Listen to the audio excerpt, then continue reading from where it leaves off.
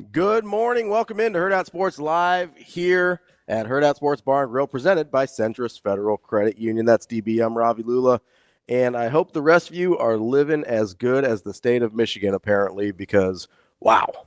Yeah, she's giving me some Ravi mom vibes. You see that commercial? I did not. I also did not. She kind of remind you of your mom? I didn't see her at all. I didn't.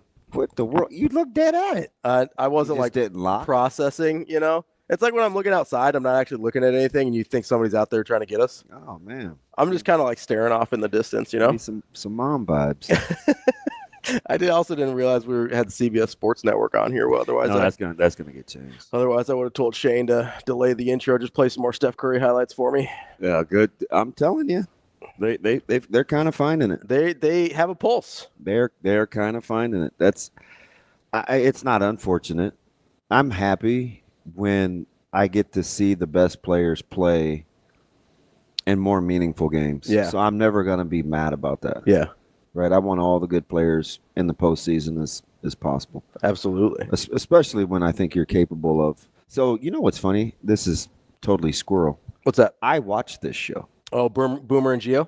For whatever the reason, and sometimes, you know what it is? Mm-hmm. It's if a game was on the night before, because I turn on the TV immediately. Yeah. Which I did at 2:09 last night. Yeah. Yeah, but I was asleep from like 12:10 to 2:09. That's like almost 2 full hours. Yeah. You actually have me beat yesterday. I went back, and I kind of dozed back off. Yeah. But I didn't watch anything worth a damn. There wasn't a lot. I mean, I wasn't league passing the Curry. I wasn't league passing Curry. I did watch Michigan Rutgers because I had made my Rutgers bet yesterday. That's very good call. I mean, it wasn't really. It was lucky because, to your point, you need some of that. You do, but to your point, like there's no handicapping Rutgers. It just isn't. It's a crapshoot. I also don't think there's a lot of handicapping Michigan. Like there's so you know what's funny? There's a lot of variance there, and I get it because the more I do this thing and I talk about, because now I'm like the random weird team consultant. Yeah. Hey, I'll get a message. Hey, I know you watch. Yeah. How do you feel about this Horizon League team? Yeah. Or whatever, right? Which is cool. Yeah. But I also think you were right with. Sometimes I assume people consume sports the way that I do. Yeah, and right? more than they like do. Nebraska basketball fans may not watch, but I would think you'd watch the rest of your conference. But you said you've been saying no, so not always. I don't think. Okay. So let's say you're right. I've been asking you about Michigan for months. For months. Like I'm like, Robbie, they're 13-2. Yeah. Hey, Robbie, they're 20-2. Is this a good basketball? Because you watch them. Yeah, and I'm always like, I don't know. And it's like, how are they doing? Yeah, every time you ask, what's my answer? I don't know. But each time, even though we're one day away from March, yeah, you know exactly what I'm talking about now. Absolutely, because you've seen them a couple of times, full stop. Yeah, it's like, I don't know, man. Well, and I numbers say they're decent. Yeah, sometimes numbers lie a little bit, you know? Typically not over this long. No, they don't. But I don't know. I don't know how you can watch that team and say, yeah, I know. I'm sure they're good. I know. They can be good, for sure.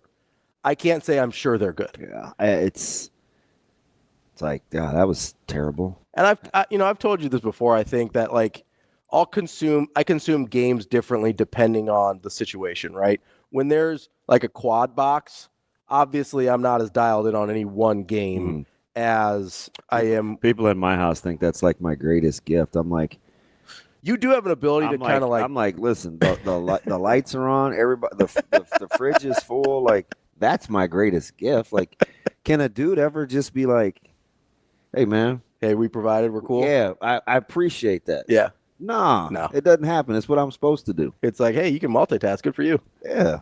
Like, this what you guys go to? This is nothing.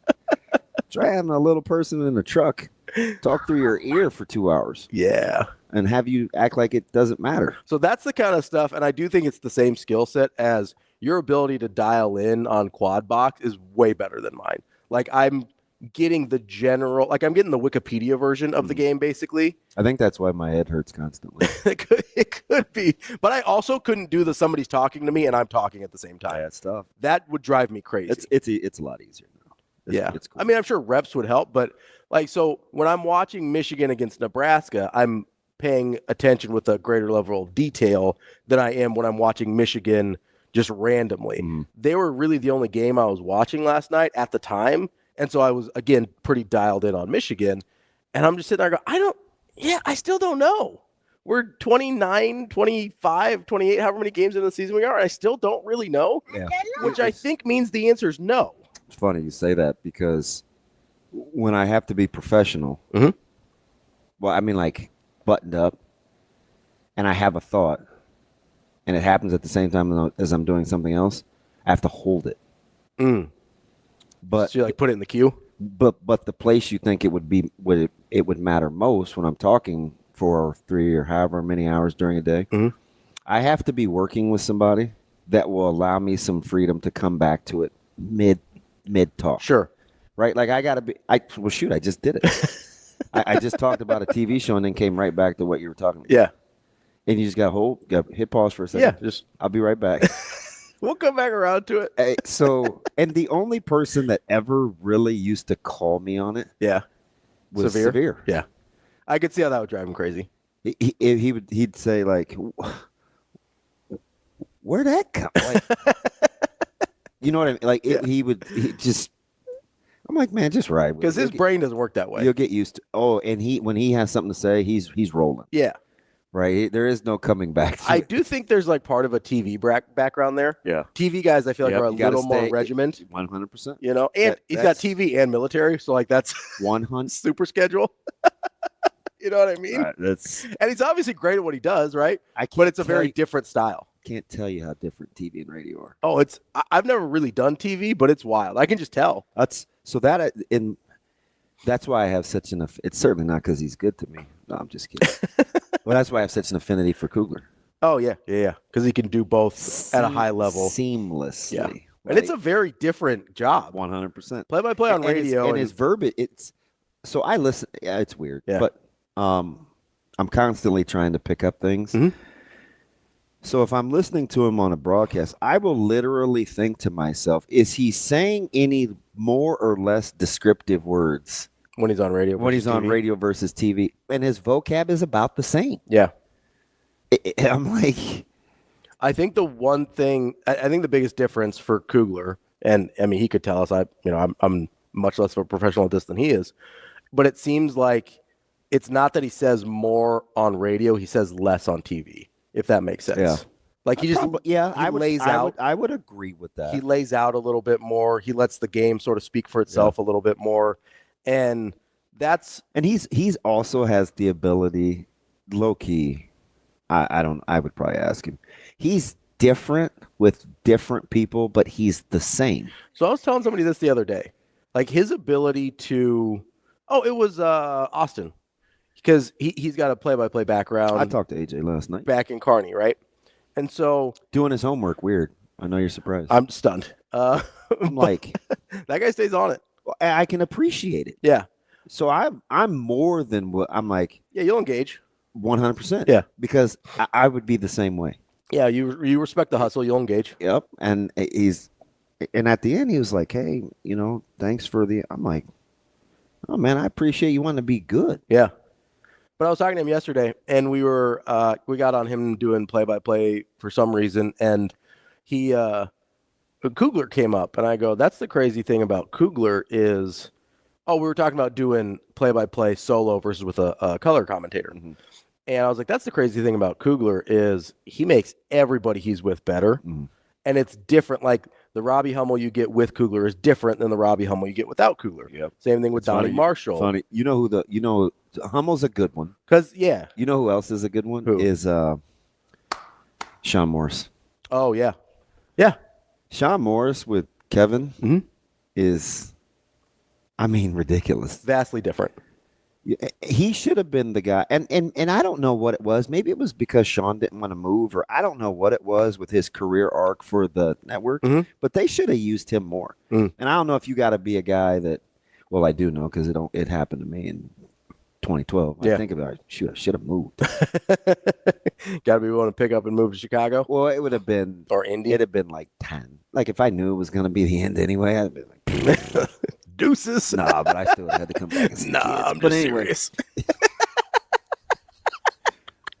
10,000%. No, so it is. And that's not a disparaging thing to any of those guys, but I think Kugler brings out the best version of everyone. And I bet you they know. They have to know. They enjoy right? Like I was going to say, Bartle's another one. Yeah. Even like I love Ba, obviously, but I think the best version of Ba is with Kugler. Yeah, it wasn't the same the other night, was it? Did No. you watch him with who's the little guy with the glasses? Yeah, I can't remember his name. Is it Jason? If you say the last name, I know. But it's like, but yeah, he's Ba and Kugler are. He doesn't. Oh, he didn't open Nick up as much. Yeah, like that's one of the biggest skills I think of. I haven't done a lot of color commentary, but I've done a little. And one of the biggest skills is leaving room for your color commentator as a play-by-play guy. That's one of the things. And like setting them up well.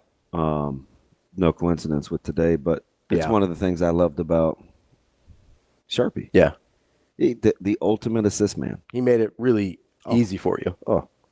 You need a pocket pass? I got you. Yeah. You want me to lead you? I got you. Back shoulder?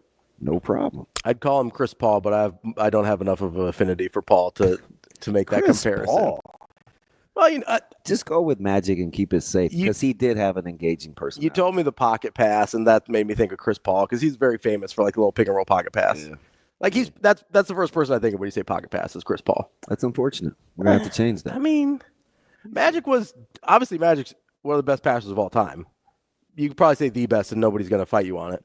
But like that's not the pass I think of. I think of fast break, transition, kind of the flashier. I don't think of that little pick and roll pocket pass. That's all. I don't know enough about TikTok because I don't engage, and I don't.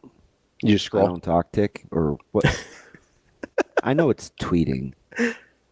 What is it when you respond on TikTok?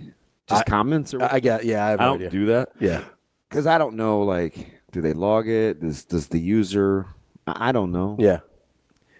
But there was this deal yesterday or the day before where there was a picture of all these NBA greats, and the guy was basically like, which one of these guys doesn't belong? And it was 90. I think it was 92 because it had something to do with the Olympic team. Oh, was it Laner? And somebody was like, Magic. Come on. So, of course, I would go down the comments rabbit hole because I always do. But people were knocking Magic because at that time he'd been retired for a year. And he wasn't all NBA. Yeah. He would be still, but he'd been retired for a year. Are you guys that short-sighted, or am I talking to, 28-year-olds? Honestly, if anything, you're probably talking to. I mean, 28 might be old for the app. Yeah, but I'm kind of getting out of that because there's guys like. That's why I asked Justin how old he was. Yeah, yeah. Because I'm not. Now there is definitely a thing. Like, let's not act like they didn't earn the stereotype. Sure, but there are guys and gals that'll do their homework. Debunk the and I'm not going to short-sighted theory. I'm not going to pretend like Magic and Bird were in my wheelhouse. Like they were slightly before me, but I went back because I like basketball. If anybody if it's not going to be Leitner, you can make the argument that it's Bird, and my affinity for Bird, but where he was at in his career and injury wise, and you and I have, because we share an affinity for Bird, have carved up his career. Yeah. So by 92, he was a shell of himself. Yeah. The back was terrible. He was playing like maybe 10 minutes a game. We've gone through this. If anybody wasn't belonging there that wasn't Leitner, it was Bird. Yeah. Everybody else was like prime, and Bird was kind of the old man ambassador at that point. Like Magic was in better shape at that point than Bird was. He hadn't played for a year. And they didn't even have the good meds yet. They must have found something. Which, by the way, what an afterthought. Yeah, I know. I mean, I don't even think about it anymore. No one does. Which is a miracle, a literal miracle. I mean, like when he got diagnosed, people thought he was going to be dead in a year. I'm like, if the money's in the cure, then how are you guys bankrolling? I don't know, man. I heard a terrible joke. Money's not in the cure. I heard a terrible joke the other day. As did I. But it was something completely different. Yeah. And the TikToker said, "No, this is dark humor, and if this is not your thing, keep scrolling." Yeah, you gotta keep pressing. Do you think I? No, you stayed. You stayed. I stayed. You probably watched a couple times. I'm like, and then you went down the comments or the rabbit hole. Do you want the truth? Yeah. I'm by myself. Yeah. I'm at home. Did you laugh? I laughed, and I like. You looked around, make sure nobody saw you. Now, why did I do that? I know no one's here, but it's okay if I laugh. You just got to double check. You know what I mean? Yeah. Like my bad, Lord. Hey, that was on me. That's totally on me. Doc Sadler. He's like, no worries, my son. The great Doc Sadler in the sky. I don't even know what his voice would be like. We're going to be all right. How'd they speak when they were trolling around in Mesopotamia? Not English. I know that. I don't know that. I'm pretty sure. That's totally on me. Stick to sports, bro. A lot of like Sumerian, Yeah. ancient Near Eastern. I don't know. Coming up on the show today, it's a little different than normal. Tim can't join us at 8, so we'll just have our other two regulars, Mike Sautter, Hurrdat Sports NEBPreps, and Matt Vrzal, our former Husker owner of Pisons, in the 9 o'clock hour. Until then, it's all you, me, and DB. Not you, me, and Dupree. Yeah, I started I'm going to save this one. Okay. But I got a couple of good things that, maybe. Like shows? When are we rolling out the whole madness with March Madness kind of? Is that right before the tournament Yeah. or right after? I think after we get the field. I got a couple. Okay. Like sleeper picks? No. Like guests. Oh. Impromptu. Gotcha. Okay. That I know will just pick up the phone. Because Shane, we don't have to notify people. I think our rules change, right? What do you mean? Like we don't have to tell people that they're on the air now? Since we're recording, I think we have to. Are you sure? Is it the recording thing? I think so. Yeah. It's not terrestrial? I don't believe so. I got a couple guys. We're just going to have normal conversations. I mean, I'll tell them because they'll know, like, why you're calling. And if I'm with you, it's like, this is business. Yeah. But we're going to do that, and it's going to be hilarious. Yeah. I guarantee we're going to do it in the month of March. I'm not even going to put it off. I'm down. Because we're going to line them up. Yep. Yeah, I believe you have to tell them just because it's recorded. Well, hopefully they assume. I believe Selfish. Nebraska is a one-party state. TK, what's your real age again? TK is he mid-20s? I think so because he's in last year of law school. So TK kind of he shows me flashes of it. Yeah, but then there are other times it's an older generation. I think he's a tweener, willing to do the work, but there's some things that he just doesn't have the real life. But he's also a researcher. Yeah. But there's like he's gonna go back and get it. If you ask him about like favorite Nebraska players and stuff like that, it's gonna be 2010s or like 2009. And I don't mean that. I meant people of a certain age tend to think that whatever's happening now a certain way. Yeah. No. Okay. Yeah. I got you. I don't think he's like that. I don't either. That's not the vibe I got. Nah, there's certainly people that are. He's been here before. Oh yeah. Yeah. There's. Yeah. You hear some opinions and it's like, you're 12. Or, just life philosophies. Yeah. Yeah, just how they go about things. Yeah. No, 100%. I can't. How could you go to an office every day? Well, I don't know, man. It used to be that way. It's kind of what you do. That's a bunch of BS. Although I will say, I did work from home for 4 years, and it was a little challenging going back. Oh, yeah? Yeah. I couldn't work at home. I just got really used to hanging out with my dogs all day. I couldn't work at home. And Doug never had we got Doug in December 2020. Well, I've done Zooms with the television on and muted the Zoom. I can't. Oh, yeah. Oh, yeah. Yeah. There's no way. Just squirrel. What do you want me to do? I got to get my Boomer and Geo in. Sometimes I would forget and just go get a drink. It's like. You got to turn your camera off, make sure they don't see you wandering around. Sometimes when we're Zooming with our staff, I will. Yeah. But then, the last 2 years, because Coach Samanji's kind of tough, and so I'll just carry my computer with me. You, yeah. What are you doing? I'm walking. Don't mind me. Still with you. You do got to move a little bit. I do. Yeah. Who asked the question? Why was it Lee? Oh, yeah, it was Lee. It was, and he's inquisitive, and he will Lee is a lot like Daniel. So don't let Lee. Okay. Don't let him. Because you know Lee. Yeah. Okay. Oh yeah. He's a real life person. No, he seems like a good dude. He just asks questions and stuff. Yeah. He's very much a. It's not a contrarian, but he will challenge. Yeah. Yeah. Oh yeah. Will challenge. Hey, we're not doing the thing where everybody says good morning to Kobe. Apparently, maybe we missed it. So I thought it was a thing. Well, it is a lot of days. What's up, Kobe? Good morning, Kobe. I will say, Hey, Kobe. Kobe, I don't agree with that at all. What do you say? He goes, remote work from home is a scam. Go to work and actually be productive. Some people don't need a babysitter to be productive. Let me tell you Can I just say that? And I don't know the answer to this. Yeah. And Kobe, be honest, with his delivery, Yeah. he's very active. And he has some old man takes like this. Yeah. I bet you he's not very old. I don't think he is either. But that's a total That's a definite old man take. But I would guess he's younger than his takes would tell you. Because he seems old. He's got some old man takes, but I think he's like the way I would say he's 32. I'm going to say 39. Oh, you think a little older? Yeah. Mine was like 28 to 32. I think he's younger than we think. Yeah, this ought to be good. But here's the thing. There's a lot of jobs you don't have to do it in an office. That's all I'm saying. Yeah, I probably prefer being I don't want to be at home. Yeah. I like being at home. A lot of my jobs before this. Do you know why though? Why? It's just the opposite. My home is my home. When I'm at home, I'm shutting it. Dang, under both. Oh, wow. Huh. Under 28, Kobe? No, you said 32. I know, but and I said my range was between 28 and 32, and I landed on 32. I am floored. Yeah. He comes across. He's got some old man takes. Right. He got as some a like cloud talker. He's got some like get off my lawn. Like some Clint Eastwood, get off my lawn. That's incredible. You know who else is like that though? Who? Our buddy. Who? That's how Happer is. Oh yeah. And he's a total pup. Happer is he's older than that. Barely. He's 32, 33. Yeah.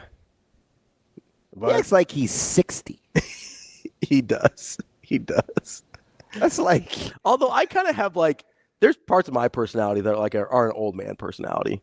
You're principled. Yeah, I've got like some curmudgeon in me for sure. You're just mean spirited. Just because I'm not very nice. Under 28, my God, Kobe. Oh my God, I'm floored. I'm floored. So he totally fits the stereotype then of a guy that can like actually partake, do the show, and still be functional. Yeah, because the dude, he's all in every day. Yeah, 100%. I don't know. So before this life, a lot of my job was like data analysis. I can do that from home. I don't have to talk to anybody. Man, I don't know. I did that for like 4 years. Highly productive. That's what Ryan works from home. Yeah, and he does a lot of like financial analysis stuff like that. Like, you gotta be. You gotta be pretty dialed. But honestly, the experience is. I thought I found myself to be more productive from home because I was happier. I was happier to be at home with my dogs, and they're just sitting by my feet. But I was happier, so I was more productive because I didn't feel the need to like get up and like stretch my legs and wander around and like I don't know. There was like for me, when you have a job that you like but don't love necessarily, sometimes there's a little bit of a tension to like break up the day. I didn't feel necessary to do that when I was at home. I was just like, hey, I'm cool. I'm dialed in. I either got my podcast on or I'm listening to something in the background. Got my dogs around me. I'm cool. It's funny too, because I mean, some people.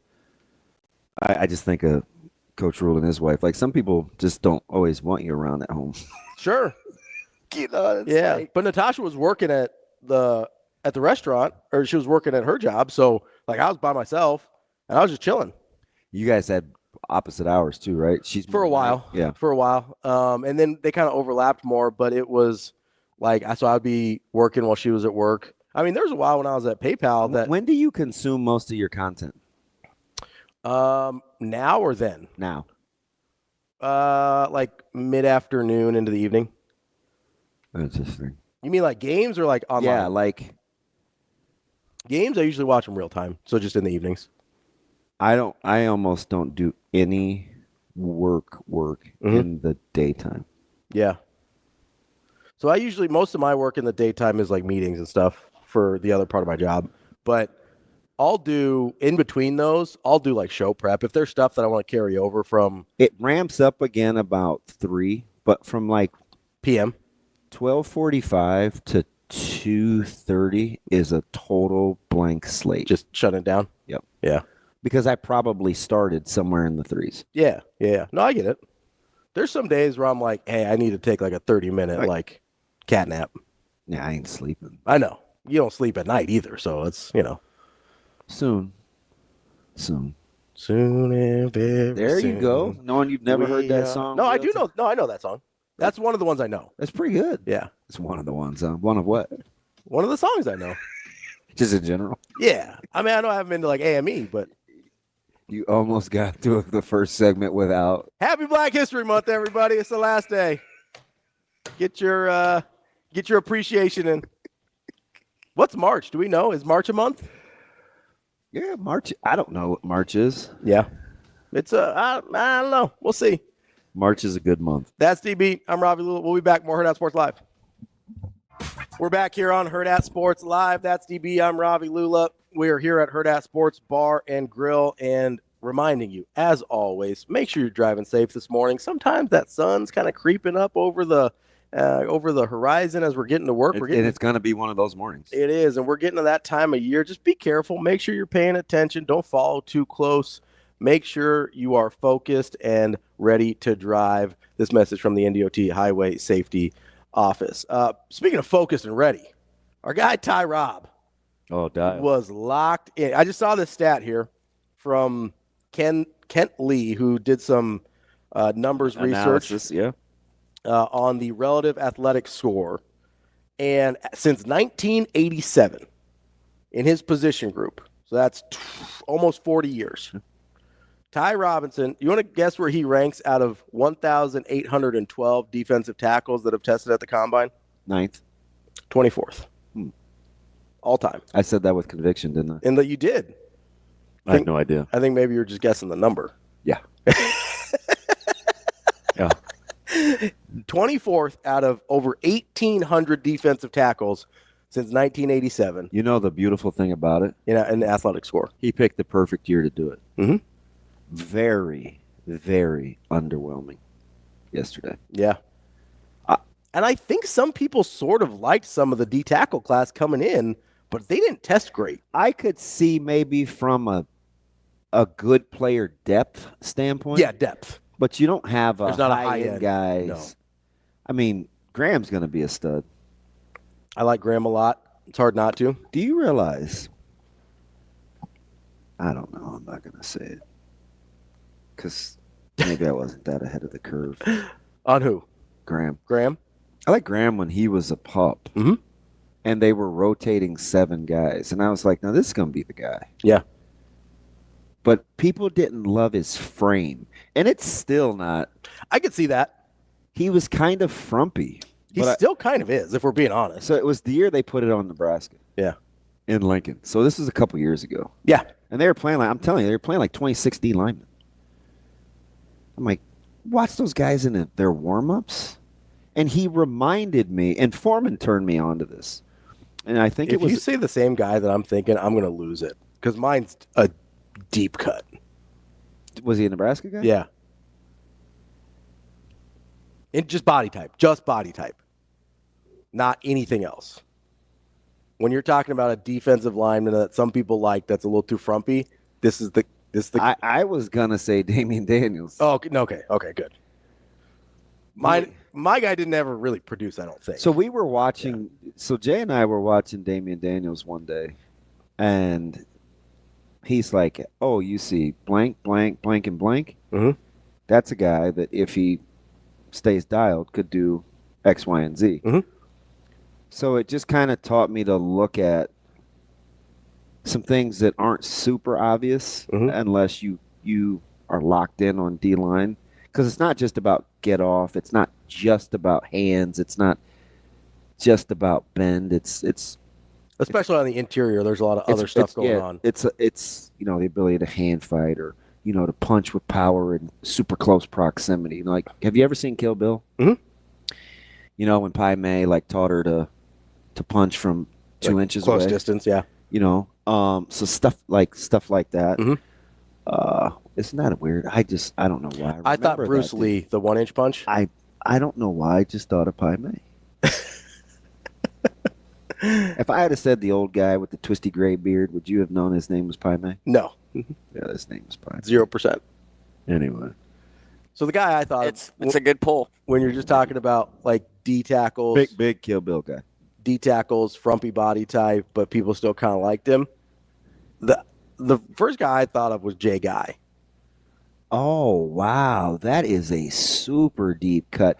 Jay Guy was like who was the little fast guy that everybody liked that was a quarterback? He had a little shorty while he was at school in Lincoln. Oh, Jamal Turner. Oh, Jay Guy was like had some Jamal Turner to him, where every year we kept waiting for him to kind of like pop off. be the guy. Yeah. No, whatever. Yeah, no pun. Intended. I remember that. Jamal Turner was my dude too. Like, and Nebraska went through a stretch of recruiting D linemen like that. Yeah, was the squatty bodies. Yeah. Like that's when that sort of term came into the Nebraska lexicon because they wanted these squatty bodies. That's why they didn't recruit Harrison Phillips as hard as they probably should have. That was the reason they gave, at least. Is like, I didn't really fit the body type what we were looking for. Yeah. Even though he kind of did. I was like, hey, maybe. And I remember these conversations with that was the talking Coach point. P was he just didn't think he was going to be he could two gap. Yeah. He's like the consummate two gapper now. Yeah. But he's a mammoth individual. Yeah, he's huge. So I was at Lifetime a couple years ago, and it was like over Christmas or something, so he must have been home from I think it was right before he signed with Minnesota. Yeah, because he was here for a little bit of time. Yeah. And so a little longer than normal, because I think that might have been he was either engaged or just had gotten married. But anyway, keep going. Yeah, so I ran into him twice, like once at Lifetime and once at like a restaurant or somewhere. Bougie Lifetime guy. In about I'd be more a Planet Fitness guy. But so I'm like, hey, man, that guy's enormous. Like I see kind of like his frame from across the floor. I go, man, that guy's enormous. Mm-hmm. And I kind of I'm curious, right? Because, just like, so I kind of wander over to where he's at, and I'm like, oh, that's Harrison Phillips. Yeah. And I think he was wearing Bills gear at the time. And I was like, oh, yeah, that's definitely Harry. Or no, he might have been wearing Stanford gear. I don't know. He was wearing some team identifier that's like, oh, that's definitely him. I saw one of his guys that won the Butkus. But he's enormous, like, especially up close. That was from Stanford that was singing Harrison's praises. Yeah. Yeah, just a good dude. But and I look at this D-line group, and You're not enamored? People are playing different now. Yeah. Sometimes you see like two eyes, and not to get all techie, but like D-line play has changed tremendously from like days, not even that far long ago, like Vince Wilfork. You know what I mean? Yeah, like 10 years ago. If people 3 years ago were asking if Davis could be an every down D lineman from Georgia, like what are we talking about? Yeah. Like sure he can. Yeah. But like it's just changed where you have to be able to get vertical and stop the run, right? It's almost like if you're a run stopper, only a run stopper. Yeah, it's like you don't have a job. Oh yeah, you're just a first down guy. Come on, what are we doing? My point is that the evolution of the D line guys has changed. So I think when people were first tweeting when he measured in, because there were all these graphics yesterday morning. I follow all these nerds. I'm like, dang, he's down to 288. That's what I thought. It might have been you and I talking about it off air. Maybe, because it was light. And I was like... Because he played at like 310, didn't he? He was... yeah, I'm not going to split... Do you want to split hairs? Sure, yeah. Okay, I want to be accurate. I'm just... He was probably 304, 305. Okay. But he was north of 300, so you're talking 17 pounds. Yeah. That's significant. It is significant. But I also forget how freaking tall he is. He's 6'6". Like, that's a monster dude. I don't know what did he measure in at a full 6'6"? Yeah. Like, that's a monster dude. You saw him. Yeah. He sat – that poor chair didn't stand a chance because they were folding chairs. Yeah, they were like – I felt a little like us. This might not be big enough for me. My man was one cheeking a folding chair. And then I was like, do we need to get you another one? Like, I sat down on it. I was like, a little dicey. Big-ass Ty Robinson sits next to me. About his sport coat? Yeah.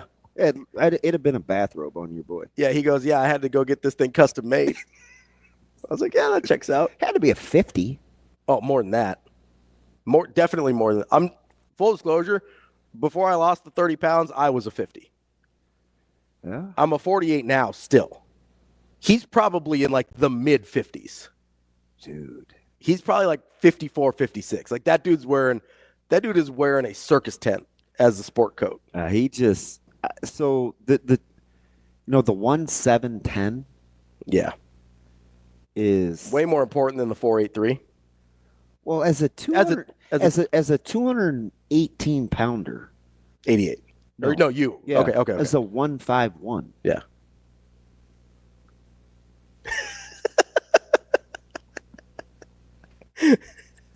Pre-testing fat DB, like as a redshirt freshman, kind of a sophomore, I remember I was like a 1.6. Yeah. And almost got laughed out of the running back room. Yeah. I'm like, that's not that bad. That's pretty good. See how fast I was from 10 to the 40? That's a true story, by the way. Do you remember your best 40 time? Yeah. What was it? 4.51. Okay, that's good. It was hard. So, you know what's funny? Yeah. How many, if at all, Yeah. how many times do you think I saw LP go sub 4.50? Not 4.54, not 4.52, because back in those days, you had two great big digital displays that when you were done, and it was so crucial, there was no cheating the system.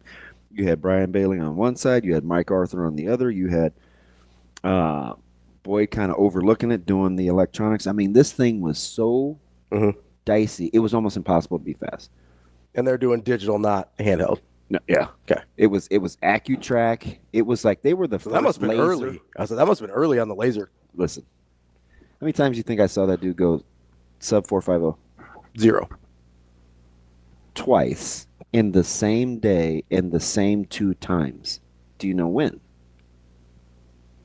He did it back-to-back times. No, when? Pro day. He went his whole career at Nebraska. Never went a sub 4.5. Never breaking 4.50, which was almost hard. I can only think of a handful of guys that went sub 4.5. Jay Sims. Oh, yeah. Leslie Dennis. Because Jay Sims was kind of freaky. Ridiculously freaky. Yeah. Like one of those guys that you... Not overly coordinated. Yeah. You know, like to put it all together. But like had the physical... Oh, yeah. Yeah. 38 and a half. Yeah. You know, he'd 10-8 standing broad jump. Yeah, he'd go sub 4. And Leslie Dennis, Tyrone Williams. Tyrone doesn't surprise me. Well, he's like 4.47 was like blistering. Yeah. Like guys weren't going ridiculous. Don't kid yourself. Yeah. They weren't doing like what they do now. 4.32s. And maybe Amon. Maybe. Yeah. I think, yeah, he did go. Now, I did watch him in his pro day because he's like 2 guys before me. Yeah. When the whole auditorium just whistled. I was like, what are you going his pro day? Low 4.4. So I think 4.41. Yeah. 4.42, which pretty fast. Laughable. The one thing I remember about that is it took him like 5 minutes to get in his start, and I was like, knock it off. Really? Get in your stance. Just go. Get in your stance. Some of us are trying to run out here. Shake his back leg. And he'd like shake his thumbs. He'd like shake his hand. But he's a track guy. Yeah. So that stuff is... I was going to say, sounds like... It's critical. Sounds like Usain Bolt. And you could tell he had been... he was so mechanical and precise. He'd been like coached to... Oh, yeah. It's just pretty. It was like... Whoo. I mean, guys are running like 1.410s, and I think at that he had to be close. He was 2 teens. I would say he had to be pretty. He's big, good size at that point. And too. So for guys like LP, it's just the short area burst. But his long speed was never not crazy. But he never got caught. There were even runs where you'd see AG get caught from behind. You never saw LP get So caught. you know what's funny is I think most people, I don't think they'd think he was faster than Amon. I think a lot of people would think he was faster than that, though. Yeah. Than a 4.49 or a 4.5 basically. He ran. I think it was 4.48 and 4.47. And it's like, wow, this dude cracked. And this is after being 229 at the bowl game. Yeah. Because what he normally play at 210? He should have been about a 12er. Okay. 10-12er. Yeah. And I think people think he was bigger than that too. Yeah. It was the shoulder pads. He had thin legs. He's another high cut guy, high booty. He had those, but he wore those big shoulder pads. He looked huge. Yeah. He had big cheeks too. Yeah. Little legs. But itty bitty waist. Yeah. Oh yeah. Yeah. Yeah. My man was like a 32-38. Really? Yeah. Dude, that's wild. Long inseams. Because what was he, 6'2"? 1. 6'1"? Yeah. Hard to be fast. That 1.7 at 288 is crazy. I don't know if you understand, though. I mean, I just know from, like, comparison, like, with other guys. That's a big, strong. And remember, we kind of questioned his, like, lateral quickness. Yeah. And he was more like a team drill guy. Yeah. No. He's like, he tested pretty good. See you on, what day? Day now? 2? For sure. Day 2 now? For sure. More Hurrdat Sports Live coming up. We're back here on Hurrdat Sports Live. That's DB. I'm Ravi Lulla here at Hurrdat Sports Bar and Grill. Maybe you want to watch a little combine. We're going to have it on here. They've got a great TV setup, and they've got great daily specials. And don't be stealing my plug about the TV setup. Well, you made a good point. Oh, thanks. I'm just giving you credit here. No, that's not true. It's a good TV setup. And I think it's the last day for you to try and get that chicken fried chicken, too. I think it was a February special. Is anybody getting the kiss martini? I don't know. I don't believe in diluting good alcohol, but you do you. Hey, some people like mixed drinks, DB. As Wu-Tang would say, bring the ruckus. Bring the ruckus. So which number? That was definitely forced, by the way. That cut up that on that play-by-play. Which number did you like? I liked it the best from Ty Robinson yesterday. Like, which one would you most? Was it the 10? I liked his D-line directional drill. Okay. And I liked him on the hoops. Yeah. That's a brutal drill. That's one of our conditioning stations. Is it? Yeah. Yeah. And some of our guys don't get it unless they actually rush the passer. So our outsides will go, and that's usually my station. So I'll take D-line and the outside guys. And some guys, I got one guy, he's a Noonan. So it'd be Danny's nephew, David's son. And he's just a sophomore, and he's going to be pretty fantastic, good. Yeah. And I use him as a demo guy because he has really good get off. You can tell he's the son of a D lineman. He's explosive, but he was playing behind some good players. He's just a pup. But I watch him on the cones or on the hula hoops. Matter of fact, we just ordered bigger ones for this off season. And when guys actually pit that drill to D-line or offensive lineman leaning on you or feeling for a double or turning the corner, and it gets real practical. Because I think sometimes when you watch that drill, figure out with the hoops, you think, not really sure what. Yeah, what's the point? Yeah. But I always tell people, just try to run full speed, and I'll just bounce you a tennis ball. I'll be about 10 feet in front of you, run full speed at me. I'll lightly bounce a tennis ball off the ground, bend over at the same time, scoop it up full speed. Just do that. Not even worrying about ankle flexion or real bend going in a circle. And 98% of people can't do it. Really? Yeah. Basically a full speed crouch. That's what these guys are doing. And they're turning the corner. It's extremely difficult. Yeah, I'm trying to think if I've ever done anything like that. That's sort of what I don't. Because anytime something's on the ground and you're jogging, you immediately slow down. You slow down or stop to pick it up. Yeah. The only thing I can sort of relate it to is, I've been taking like tennis lessons and stuff, right? Yeah. So somebody hits a drop shot. Yeah. So you're going full speed. Full speed. And then you have to bend down, get below the ball, and flick it back up. That's the only, and it's so freaking hard. Yeah. Like, it is so hard not to just like pop that thing up. And it's just a lot of weight to be bent, especially when you're that size. It's a tough drill. It's one of my favorite drills to watch. Because I thought the linebackers really struggled yesterday. I mean. And I get it. I'm not counting like Pierce or Shamar Stewart, who I think made a ton of money. Yeah. But I didn't like how people kept throwing out the word freak. There were some freak-ish things. Sure. But I think freak is one of those things. And I get mad at baseball mostly because people will say, oh, man, he's got electric stuff. And I'm like, is it? Is it? Yeah. It's good. It's really good. Just because he throws hard doesn't mean it's electric stuff. Freakish? Yeah. So there was like some freakish test results. Because he came in lighter than. He was 261. And if you look at pre-draft stuff, 285, 290 is where most people had him. So, like, listen, don't get me wrong. 4.59 is a really good number. But at 267, like, we've seen that before. Yeah. I mean, what was I see, and I'm not poo-pooing it, right? he made himself some money. But I didn't think that was freaky. Especially because I do think his standing broad jump was pretty freaky. Yes, but he went 10. What do you go? 10-4.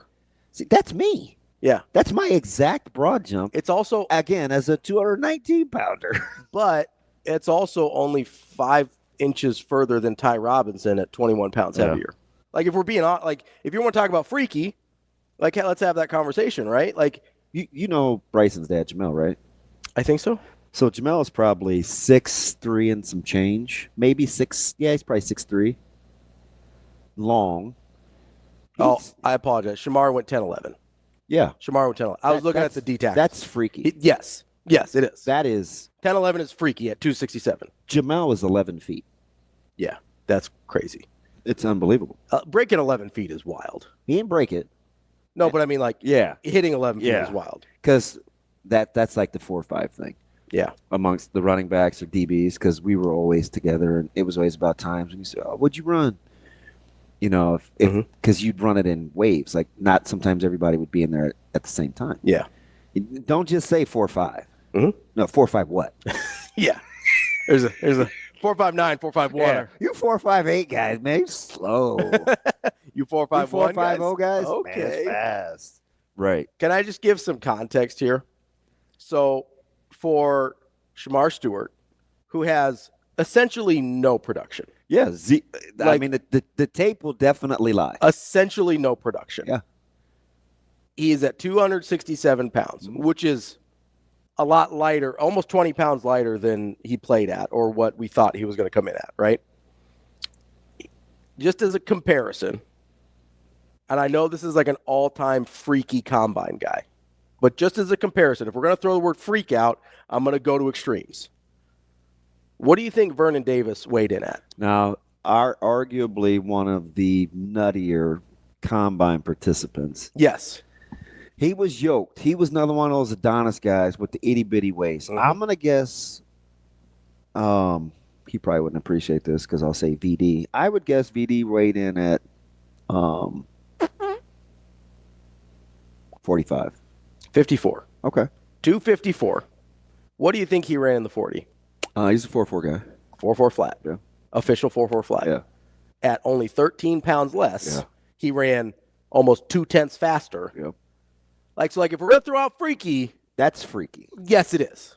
That's freaky. And his broad jump, now, you're right, the broad jump is freaky because Vernon's was only 10.8. I said only. Only 10.8, right? I'm telling you, that was incredible. 10-11 is bonkers. Like, it's incredible. 10-11 is nasty work. I will say, like, the 40-inch vertical, also crazy work. What'd he jump? 40. Vernon did 42. Again, freak. You want a comparison? Yeah. 35.5. Yeah, which is a pretty good number. Yeah. Like, that's a good number. I didn't look at his vertical. Yeah. Once I kind of walked away. I chuckled. So I like. It was the short. That's what I did. Yeah. Almost when he jumped 10-11. Yeah. I was like, huh. He's going to get into an offensive lineman in a hurry if he can use his hands. But then I'm getting into how much power do you have in that short distance? In those short distances. How much pay weight you got? You know, because every time. What? Palmai. Oh, my bad. When people always talk about when they watch line play, getting your arms extended. Yeah. Sometimes you have to be good when you're in here. Yeah, so like getting your arms extended is. It's ideal. Yes, and you're not playing best case scenario. You're not playing ideals. Yeah, you're not going to always get that. Not always. Most of the time, you're not.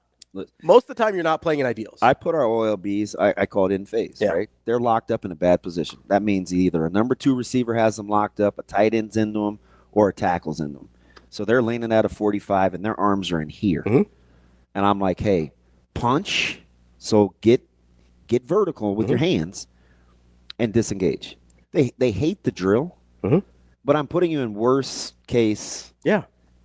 Everybody wants to get here. Everybody is strong here. Sometimes you do get caught in here. Everybody. Especially if I'm on the edge and I'm like an apex, if I'm a defender and I'm in space, sometimes those number twos, you don't always see them coming. That's part of the reason I like wrestlers, because they can figure out. It's one of the things that I go bonkers about with Ziola. Yeah, like they can figure out. Like that's why I like wrestlers as football players, right? Because they can figure out how to be strong in here. Yeah. And I tell people, most people use what he does as an offensive move as kind of a feeling out phase because they aren't near as strong with levers that long. Yeah, it's one of the things that's really hard to appreciate what Cade does. But in football, and I watch those guys in those drills, I'm like, yeah, but can he play with like what kind of snap or punch does he have without full extension? Yeah. Because that's kind of, you always want to be full extent. Everybody is strong here, but everybody. It's like, it's just not ideal. You seen those tackles and stuff in pass rush where the guys just get into them? Those are the guys I'm looking for. Yeah. Like those are, I mean, there's a reason why, like when I used to power lift, you would do these lockout drills, right? For bench press, and you start about halfway up. You know how much more I could do starting halfway up versus off my chest? Yeah, I would imagine. Like there's a huge difference there. And I'm not even talking about full extension. Like going from here to here, I just don't know if it's easy. If I'm just watching these guys outside of Graham, maybe a handful more. I like old boy from Ole Miss. Nolan. Yeah. Yeah. But Ty made quite a bit of money yesterday. I think so. Couple $100,000? I think he got himself probably into the second round. Couple $100,000? Because he's productive. Like the tape is gonna some of his tape will be amazing. Will back up what you saw yesterday. I just remember this guy against Oklahoma in Norman getting trapped. And I'm like, how? You're too good for this. Yeah. And then about 6 plays later, he'd have a tackle for a loss. I'm like, oh, that's just youth. I think you'll also But his body type was way different. Yeah. I think you'll also see, if you're watching from year to year to year, you'll see the improvement, which people will like, especially since he's older. How about when Coach, did you hear McAfee? Yeah. When he was describing T-Rob? Did you thought it was over-infusive in praise? No. It kind of seemed that way, and elite level athleticism, great athlete. I'm like, I wonder if they'll see that. We did. They saw it. 24 out of 1,800. Because we didn't think that watching it. No, we really real time. I don't know that any of us thought as we watched Ty Robinson's career. Oh, great athlete. Yeah. Like pretty good athlete, probably good football player. I don't know any of us thought great athlete. I could just go back to that conversation I watched him have sitting in front of. Oh yeah. The stadium. When I mean, this was early, a month into his hire. Yeah. Imagine how important that conversation was. Turned out to be pretty whatever good. It was. Turned out to be pretty good. It was a long one. That's DB. I'm Ravi. Lulla. More Hurrdat Sports Live coming up next. Kicking off hour number 2 here on Hurrdat Sports Live. That's DB. I'm Ravi Lulla here at Hurrdat Sports Bar and Grill. And I got to tell you about For the Greater Good. For the Greater Good is UNMC's and Nebraska Medicine's 24-hour giving day, during which alumni, students, faculty, staff, and grateful patients in the community at large come together to raise money for scholarships, programs, research, student groups, patient care, and other critical resources, all for the greater good. It's greatergoodgivingday.org, March 26th, starting at noon through March 27th, ending at noon. They're trying to get 2,100 gifts this year to try and help out all of those different areas. And I got to tell you, the research especially hits especially close to my heart. I got to be honest, DB, yesterday was a rough one for your boy with the beaties. It was not a good day. You got off to a bad start, though. I was curious. Yeah, it was a rough day. It was a rough day. It was a rough night.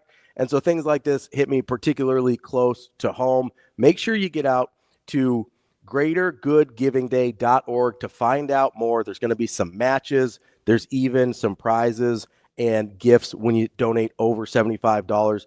greatergoodgivingday.org is where you find out all the information you need. Yeah, and with research dollars being at a critical juncture, at least for the next Little while. month or two till they sort it out, going to be important. Yeah, it's important. I try not to get super political here, and I don't think research dollars for medicine and research is political.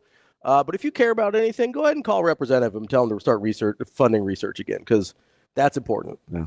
That's the thing that's how I used to feel about education about 25 years ago. I still feel that way about education. I don't even like kids. Hey, so did you see the Coach Pillen? Governor Pillen's got an interesting one too, because I think Nebraska asked for a 3% budget increase, and I think Governor Pillen is proposing like a 2 point is less than 2.1% decrease. Yeah.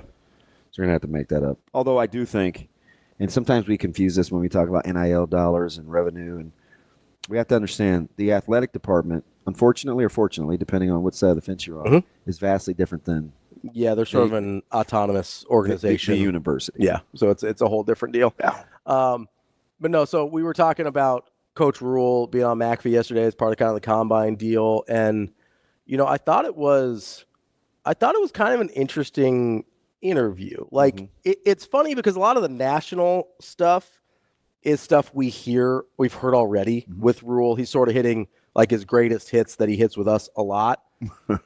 But I don't know, the vibe felt a little different. I don't know if I don't know if you picked up on that. So I think I could share this. So I told him there were some other things said before that, but at the end of the day, it was where is it? God, he got buried already. As I'm umming and buying myself time, and I hate ums. Well, and I know. Hey, one more time, Coach. He basically, it was like, hey, just some jokes and stuff, and I said you hit all the notes while simply just telling a couple of funny stories, huh? Yeah. Then there were some things in between that, and I go, Dylan work ethic, NIL spending, conference strength, writing for the brand, even got a couple volleyball shout outs, and I'm like, must have been the style of dress, because you seemed awful comfortable. That was the greatest hits, right? Like It just. He looked very relaxed, that's kind of the hit him all, but that's his arena. Well, that's the style of like McAfee wants you to be pretty loose and relaxed. That right there, that's where he's really good. Is in his arena. Yeah, he's got ball, he's got eval, he's familiar with Indy. He gets to be around his guys. I also think he kind of likes McAfee. Yeah. Like, I think I know for whatever you feel about McAfee, right? So I can't speak to yay or nay. Right. I just know he's very, very cognizant of utilizing resources. Reach. Right? So I don't know if he likes anyone more than, I don't know if he, loves Will Compton. Sure. He might. I don't know. Yeah, but what I'm saying is, if Will is good for the brand, he's good for he's going to be good for Will. So if McAfee is good for the brand, yeah. If Thamel's good for the brand, so you know what I mean? Because he does a really good job of personal and business. So here's the only reason I said that is McAfee, for whatever else he brings to the table, comes off as a guy that genuinely loves ball. Yeah. And I think I think Coach Rhule will vibe with that. Yeah. That's a dude. There's a lot else going on, but I've never looked at Pat McAfee and be like, that dude doesn't love football. Like, that dude loves football. And I like the subtleties, right? Mm-hmm. And as a guy that used to want to be a profiler, I'm always paying attention to two things. Yeah. Body language and the nonverbals. Yeah. Which is body language, but it can be different too. It doesn't always have to be. I feel like nonverbals are sometimes, well, I don't know which is which, but I think one of them is more involuntary than the other. Correct. And I don't know which is which. Correct. So I'm looking at the sitting in the seat with his hands are back. Pretty laid back. And his hands are folded. Kind of reclined. He's comfortable. Mm-hmm. he's got on no-shows with kind of the ankle game going with the sweet Adidas. And I'm like, he's right now, he's coming across as a guy that you would want in your living room. Yeah. He's coming across as a guy that you'd want to just go chop it up with. He seemed like a cool, hip dude. And then you listen to the message. Yeah.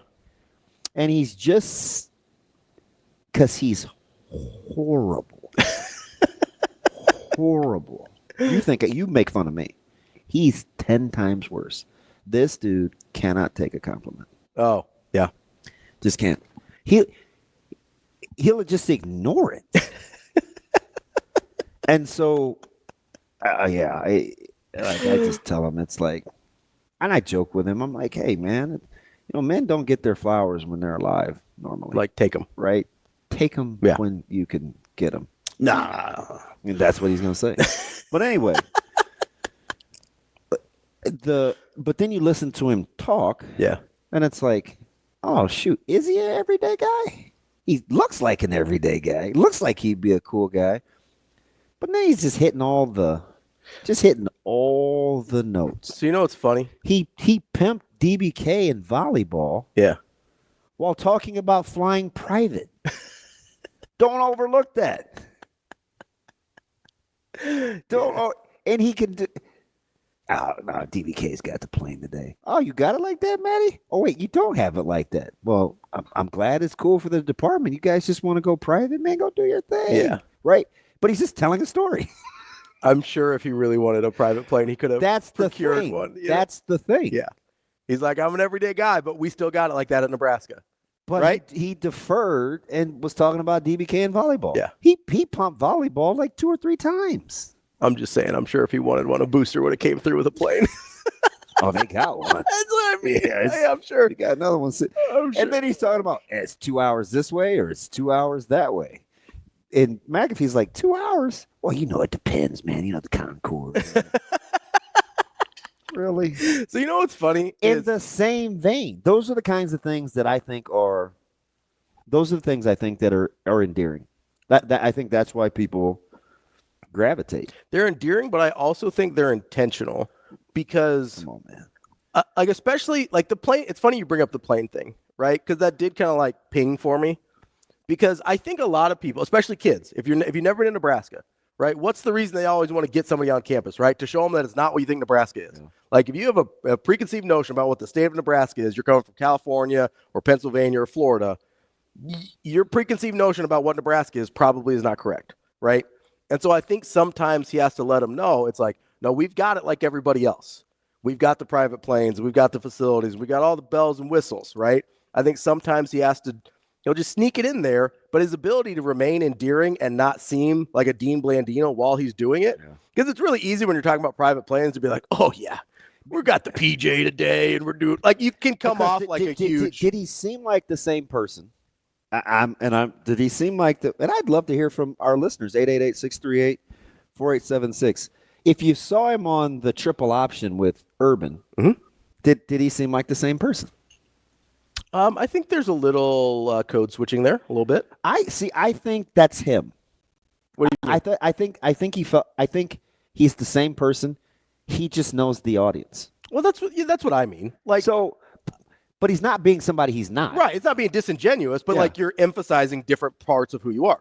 It's just he that's the kind of range that I'm talking about within. Yeah. The same information delivery. Like I'm a different person, not a different person, but I act differently with my wife than I do with my friends. Neither one of them is disingenuous. It's just a little bit different, right? Like there's different audiences and there's different parts of my personality that come out more with different audiences, right? I think it's basically the same thing. I don't know what I did in Fairfield. Yeah. I don't. But like two of the people, and one of the ladies was a huge fan, and her husband went to Hastings and he was super cool too. And she's like, at the very end, and I probably said the least. Probably said the least. And she goes, oh my gosh. She's like, Damon, I told my husband, you're the exact same as on the show. And in my head, I'm like, oh, shoot. that good? Because I've talked about poopy hand before. Hey, smell my finger. No, don't put that on me. Mm-mm. See, I see what you And you're like, hey, smell my finger. Yeah, That's clearly that's not my voice. clearly. That's not my voice. Don't. Where's Dirk when I need him? Don't put that crap on me, literally. Don't put that crap on me. My finger. Yeah, I didn't say that. But I just think like there's something to the authentic, there's like the consistency. Well, and that's I think what people like about Rhule, right? The person that you see on McAfee, the person that you see with Josh Pate, the person that you see with Urban, whoever, when he comes into your living room, you feel like that's the same guy. When's the last time you remember somebody at the leadership position at the university not wanting to play it safe financially? Man. I have one, but it's kind of a trick question. So, I mean, if you're talking ADs, probably none of them. So, interesting. I mean, maybe Moose. I was more talking coaches. Okay. But if I was going to talk about an AD, I would have used Bill Byrne. Okay. So that's a while ago. I would not necessarily have used Moose because there's a difference between... Not afraid to spend money in frivolous? Frivolous is the word I was going to use, which is... And I'm not implying Moose was frivolous. I'm saying you got to know, you have to be forward think. If you're going to... Yeah. You don't want to pay current bills with future money. Yeah. Right? That's... Fair. Yeah. Yeah.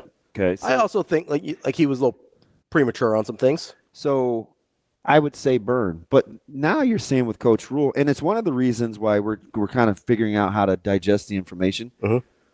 He's like, hey, listen, you've told us all along we should be playing with the big boys. You've inferred all along these past 15 years we should be doing this. Mm-hmm. I've read articles where you said, hey, we should just hire the best coaches available. Mm-hmm. Hey, I've heard that we need a better stadium experience. Mm-hmm. Remember when Wi-Fi was a thing mm-hmm. and all these ancillary things? This is what it costs. This is playing the game. Yeah. Let's literally put our money where our mouths are. If you want us to play the big boy game, then we got to spend the big boy dollars. We got to do big boy things. And I think that has been a point of frustration with Nebraska fans for a long time. But now we're getting it, and are we willing? We don't really know what to do with it. Yeah, well, I think it's a new world for us, right? And it's recent. So who would you were going to go coaches? Who were you talking about for coaches? I was going to go 8. I was going to use Bill Byrne. I was going to say, well, it's kind of a trick question because I asked the question, so I was talking about coaches, but I can think of one person. Sure. And it was Bill Byrne. That's fair. I don't know about coaches. I don't think any really have. Well, I'll go back to College World Series baseball days. Okay. And the early 2000s. Baseball had a guy that I think was very forward-thinking. Van Horn? About the fiscal. Fair. I was thinking more. I was thinking more football. About the fiscal wherewithal of a. That's fair. Of a sports team. Yeah. Van Horn was very much. I understand that's where he's from, his alma mater and stuff. I also think there's a reason he's coaching the SEC now. Yeah. Oh yeah. You know what I mean? Yeah. It fits. Like if you kind of want that level and type of baseball program, like SEC is where to go. The other thing I kind of like about Coach Rhule, and sometimes it's slick and sometimes it's not. Mm-hmm. If there's something he just wants out there. Yeah, wants to say. Because sometimes it's not even what the question was. That's one of my favorite things is when he just doesn't answer the question and talks about what he wants to talk about. He'll be like, "Oh, Pat, I'm glad you asked me that," and then not answer the question at all. It's incredible. The first time I noticed it was his first year in Indy, so not the year we were there. When the lady asked the really strange question about the prayer in Wisconsin or whatever. Yeah, I actually was there. And then I wasn't there with you. And then he weaved that into what he wanted to talk about, and he didn't answer the question because I don't know how he possibly could have. How about how he didn't blink? Yeah. That was okay. That's a good call. It was hard. That's a great call. He seamlessly wove that in about how he wants his players to believe in something more, and he doesn't really care what it is. But and it's like he wasn't even there for the thing she was asking about. How about how he prefaced it by saying that it answered the question anyway? He goes, I mean, I got to give all credit to Scott Frost and the staff for that. Like they did a great job. that was before I was here, but I really appreciate that. And one of the things that we also like to do, blah, blah, blah, is, get into the believe in something greater. So, like, he'll talk about what he wants to talk about. Yeah, Sure. And the other thing is that I noticed yesterday, a lot, but I thought it was particularly noticeable yesterday, was, like, there's certain times where, like, the preacher's son comes out a lot, where it's like the storytelling and hitting all the points at the same time. Yeah. Like, that's a very preachery thing to do. Be like, hey, I'm just telling you a story, but it's like, oh, by the way, and his dad is still doing Bible studies for the coaches. Yeah, it's like, so he's hitting all the talking points, but it's he's just telling you a story, and you're like, wait, did you just like Inception me? What just happened? Why do I know all this stuff? Why do I feel like I'm sat through that? Yeah. It's like, why do you think I'm just like? I'm talking about Inception. Oh yeah. You get on me about bad movies. That's not a bad movie. Come on. I was so disappointed. I mean, I don't think it's as good as other people do. Like, if you're talking about like all-time Christopher Nolan movies, like I'm not having that discussion with Inception, but I thought it was a good movie. This is what all the fuzz. Maybe that's why I like some bad movies. Low expectations. I just watched. I try to live my life. I just watched that movie the other day. Low expectations, baby. I can meet those. There's a Gin Blossom song. If you don't expect too much of me, I might not let you down. Something like that. You hear Blossoms, you think Gin Blossoms. I hear Blossoms, I think Kettle One. I just assumed you were only going to take the gin out of that equation. That's DB. I'm Ravi Lulla. Anti-gin. More Hurrdat Sports Live coming up next. Welcome back, Hurrdat Sports Live here at Hurrdat Sports Bar and Grill. That's DB. I'm Ravi Lulla.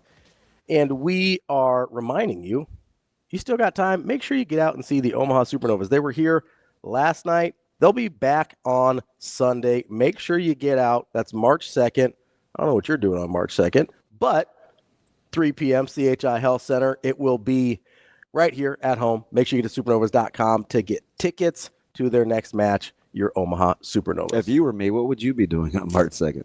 I'm imagining there'll be tequila involved. No, I'll be at my mom's. And unfortunately, the only thing over there's wine. I bet she has wine.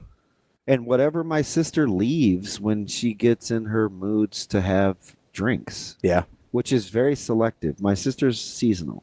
Sometimes it's this, sometimes it's that, sometimes it's this. So there's like a little hodgepodge of stuff that just gets left over there. Yeah. Oh, my goodness. That my mom will never drink. Never touch. And none of it is clear. It will be up there forever. Till the end of time. Just Are you kidding me? You know, it's stuff like, she's gone through like Long Island phases, old fashioned phases. Like everything over there is brown. Yeah. It's like, wow. I'm DB out on brown stuff. It's weird. Like, wow, what a waste. What a waste. This is going to sit up here. Man, it's still February. Come on. Hold on for one more. You got to be nice to the brown stuff for one more day. Yeah, I don't, Back in the day. I don't know what we're doing for dinner, though. Back in the day. What's like if you, like, what would be your I'm going to be go-to? at my mom's, and I don't like cooking over there. What would be your go-to? Like if it was just, If it was just me? Yeah.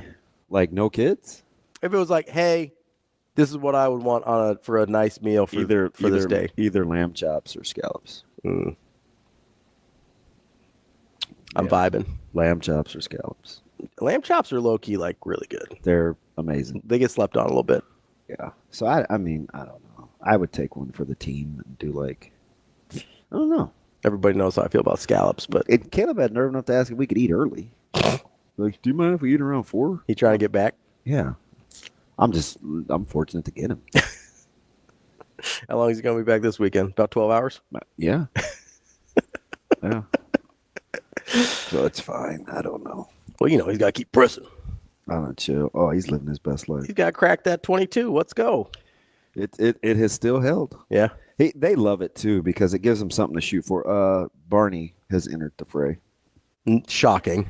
But you have to practice hard. So it's not just like. No, I know. You know what I mean? Yeah. But from everything we know. Because it's measured with the catapult. Yeah. So it's movement throughout the course of drills. Yeah. It's not just. Yeah, it's just racing. Yeah, like line up and run. Yeah. Which is more accurate in my opinion. Yeah, because it's football speed. Yep. That's what you were talking about with Lawrence never got caught from behind, and Amon did every once in a while. Yeah. That means Amon wasn't fast, but as we know. But, Mercs. I still, I literally remember, I remember where I was on the Colorado play, where he takes it to the house on the first play. But even that, were you thinking ooh, that guy is... No, I honestly thought I kept thinking he was going to get caught, and he just kept running by everybody. Yeah. He is what I call a glider. Yeah. He doesn't look like he's running that hard. He is a very effortless, long strider. Easy speed. And he's so well trained. He would know, I'd watch him warm up, and when he would get ready to test, he's eating up there's amount, it's like hurdlers, right? You know how many steps you want in between each hurdle. You know how many yards you want per step. He knows how many yards he wants. Because there's a breaking point of, hey, I'm not hitting the ground often enough to create more force. I need versus 12 steps. Yeah. Or whatever it is. It's like a 12-step 40 to cover 40 yards. yards. No, for sure. Yeah, because there is a sweet spot versus, hey, I'm hitting the ground too often, it's creating too much drag, versus I'm not hitting the ground often enough to create force. We were finished lifting yesterday, and track came in after. So I saw Keenan and Mike and some of those guys after, because they lift after. I told Keenan, I just was looking at his frame. He had doing some dead rows and or some rows and deadlift and some other things. I go, man, he goes, what are you looking at? I said, I'm looking at you. He's a great kid. I said, man, you just defy any fast person I've ever seen. Just the way he's built? That's where I started. Yeah. So I was giving him a hard time. I said, your hair a little wind resistant. I said, you're not a ground gainer. You're kind of a baby stepper, but your force against the ground is so quick. Yeah. He can just pick him up and put him down. Which is harder. Yeah. It's harder to be fast and he that makes way. it look... And honestly, if he makes it look so easy, because he has short legs. Which is part of it. That's why I like watching the combines. Yeah. Because real time, when those guys are watching, I think they're looking at it. Now, they get the cheat code, right? Because they'll see the 10, and they'll say, ooh, he's flying. But guys that are just kind of evaluating real time, they're looking at strides. Yeah. So, it reminds me of a guy, you're talking about a long strider. I always think of a Denard Robinson. Had really long strides. He was very glidey. Yeah. Arian Foster. Yeah. Marshall Falk. Yeah. Yeah. The gliders are super deceiving. They are. Eric Dickerson. Yeah. Because I also think that, it deceives the defense too, right? That's why you see guys take the wrong angles, is they don't think they're moving as fast as they are. You know a guy that ate up a ridiculous amount of ground, seemingly pretty easy? Who's that? You don't like him, but that's Bo Jackson. Oh, no, he did, for sure. Bo Jackson did not look like he was moving the way he was. So I would argue a little bit. I don't know if it's because of his build or because I have other things in my head about him. He still looked like he was sort of running violently, even though he was... When he got out on the open, his legs looked like scissors. He was eating a ton of ground. It's just So I don't know if it was his overall build that made me feel like he was sort of violent in his running. It wasn't choppy at all. It was very smooth. When he pulled away, he has one against Denver. He's got one against Seattle. There's a Seattle one that I think about. And I'm not talking about the one where he ran through the tunnel. No. It's on the other side, isn't it? Yeah, you just think oh, they're gonna get him, and then they just don't. They never do. Randy Moss. Moss is a really good long strider, because you would never look at that dude and be like, elite speed. Yeah, it's hard for those guys to kind of be fast. Yeah, especially with he seems lanky and kind of awkward almost. I think there will be a ton of fat, because who's DBs? No, it's tight ends and DBs today. I think so. I think that's right. It's tight ends and somebody. Who are the tight ends with? Let me look at the schedule. There should be some fast DB times, and the tight ends will be spectacular too. Yeah, so Severe, our draft nerd, our resident draft nerd, put out an over/under. Yeah, D-backs and tight ends. D-backs. I never say that. I usually don't either. It's just two. I don't know why I just did. I don't know. D-backs. It's because I finally slept less than you for once, and I'm a little off. No, so Severe put out... Better or worse than the College World Series show? Oh, worse. That's as bad as I've seen you. Worse. Really? A lot worse. 4,000 calories over the course of a night is worse? Yeah. I ate nut butters. You want to know what I ate yesterday? This was over the course of It's already not a great day. about 12 hours. Okay, go. So I went through 4 packages of Pop-Tarts. I went through an entire box of Thin Mints. I went through I still feel sick. Like this was not an enjoyable experience. I went through 3 bottles of Gatorade, and I went through 3 cans of regular Dr. Pepper. I never drink regular soda, but I was so desperate for sugar, I started pounding Gatorade. Were you just getting bad readings? Because I know you said the thing was split, like it had split off. Yeah, so it wasn't the readings that were bad. The sight went bad, so my blood sugar spiked really high, and then wouldn't come down. Whatever it is that thing is connected to. Well, so it's just in the skin, but the tube split, which is really hard to tell. I can tell when the part, like the little cannula that's in my leg, it's just a little tube that's in my leg. I can tell when that goes bad because it hurts. But if it goes bad outside of that, like if the tube that connects to the pump goes bad, it's really hard to tell because I can't feel anything because it's external, right? And so that went bad while I was playing tennis. It must have split or something, or I caught it on my racket, or I don't know. But sometimes I'll spike after tennis a little bit because I'll drink some Gatorade to make sure I don't go low. And so I was like, okay, it's probably fine. That was the problem. Was I thought it was the normal spike after exercise, and it was the pump was bad. So it took a lot longer to correct. So I stayed high for a long time, and then I plummeted, and I could not get the blood sugar back up.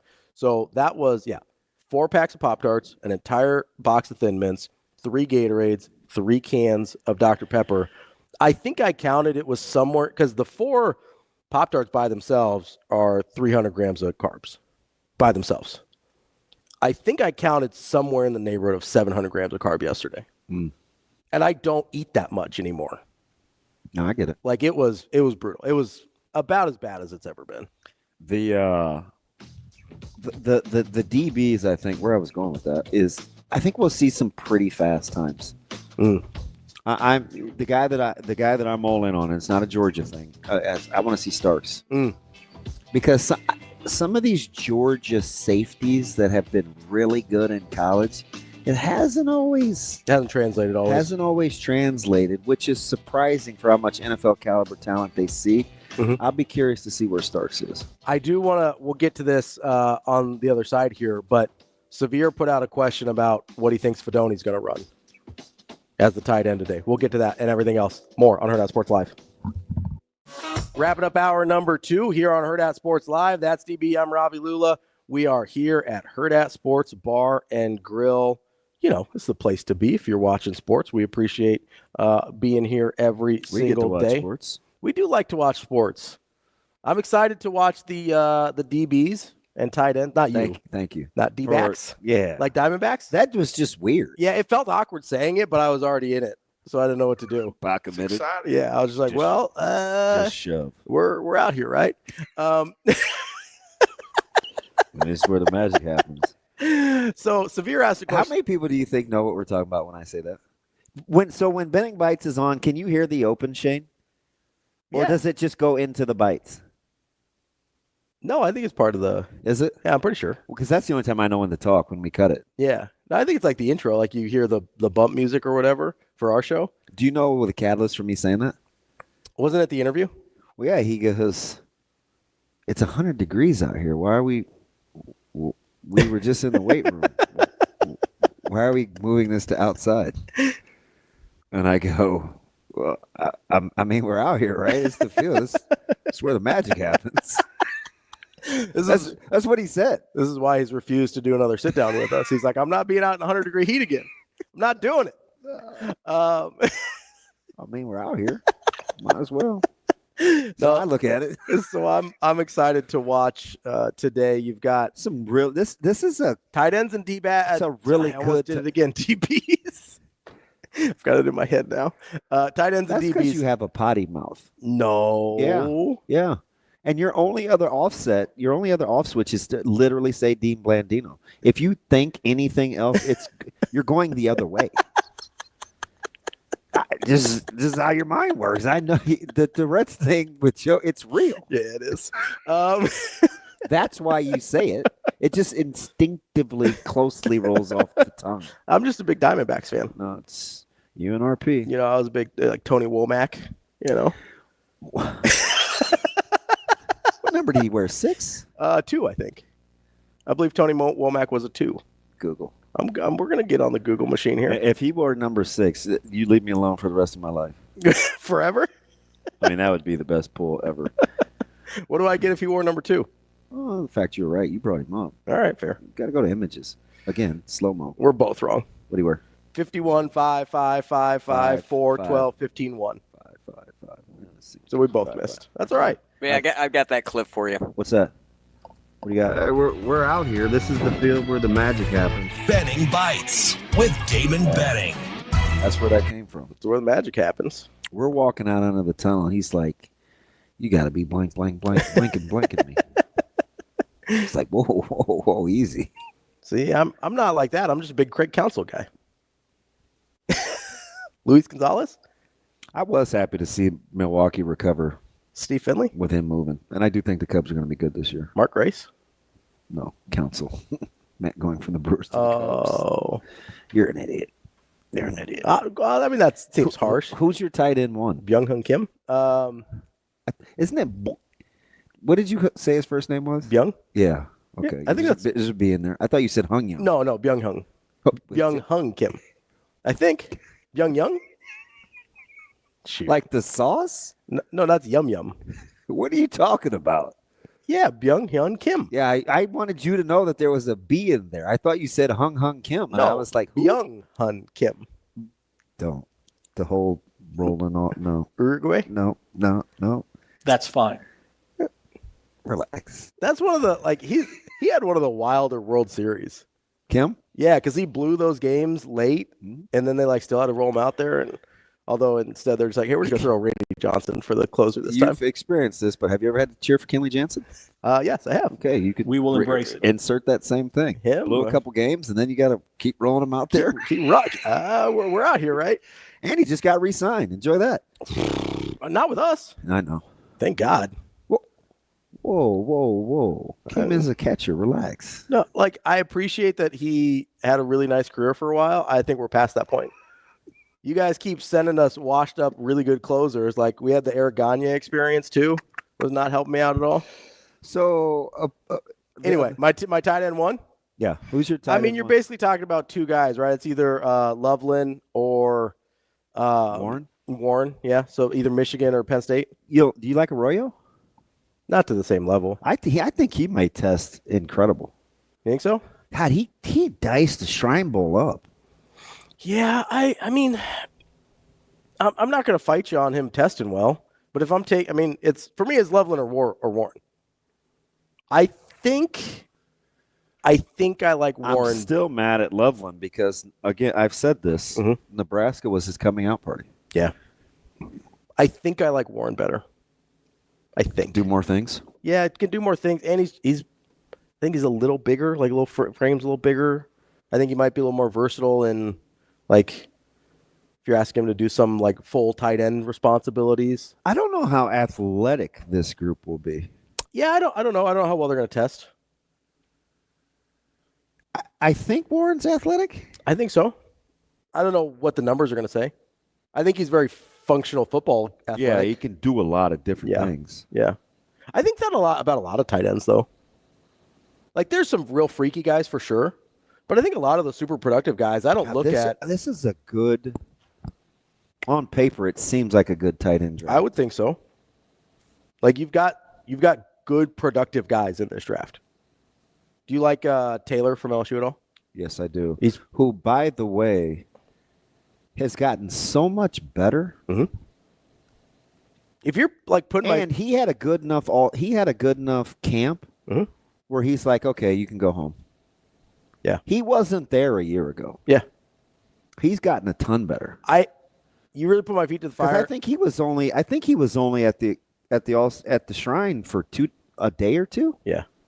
And like showed out and they're like, yeah, you're good. Yeah.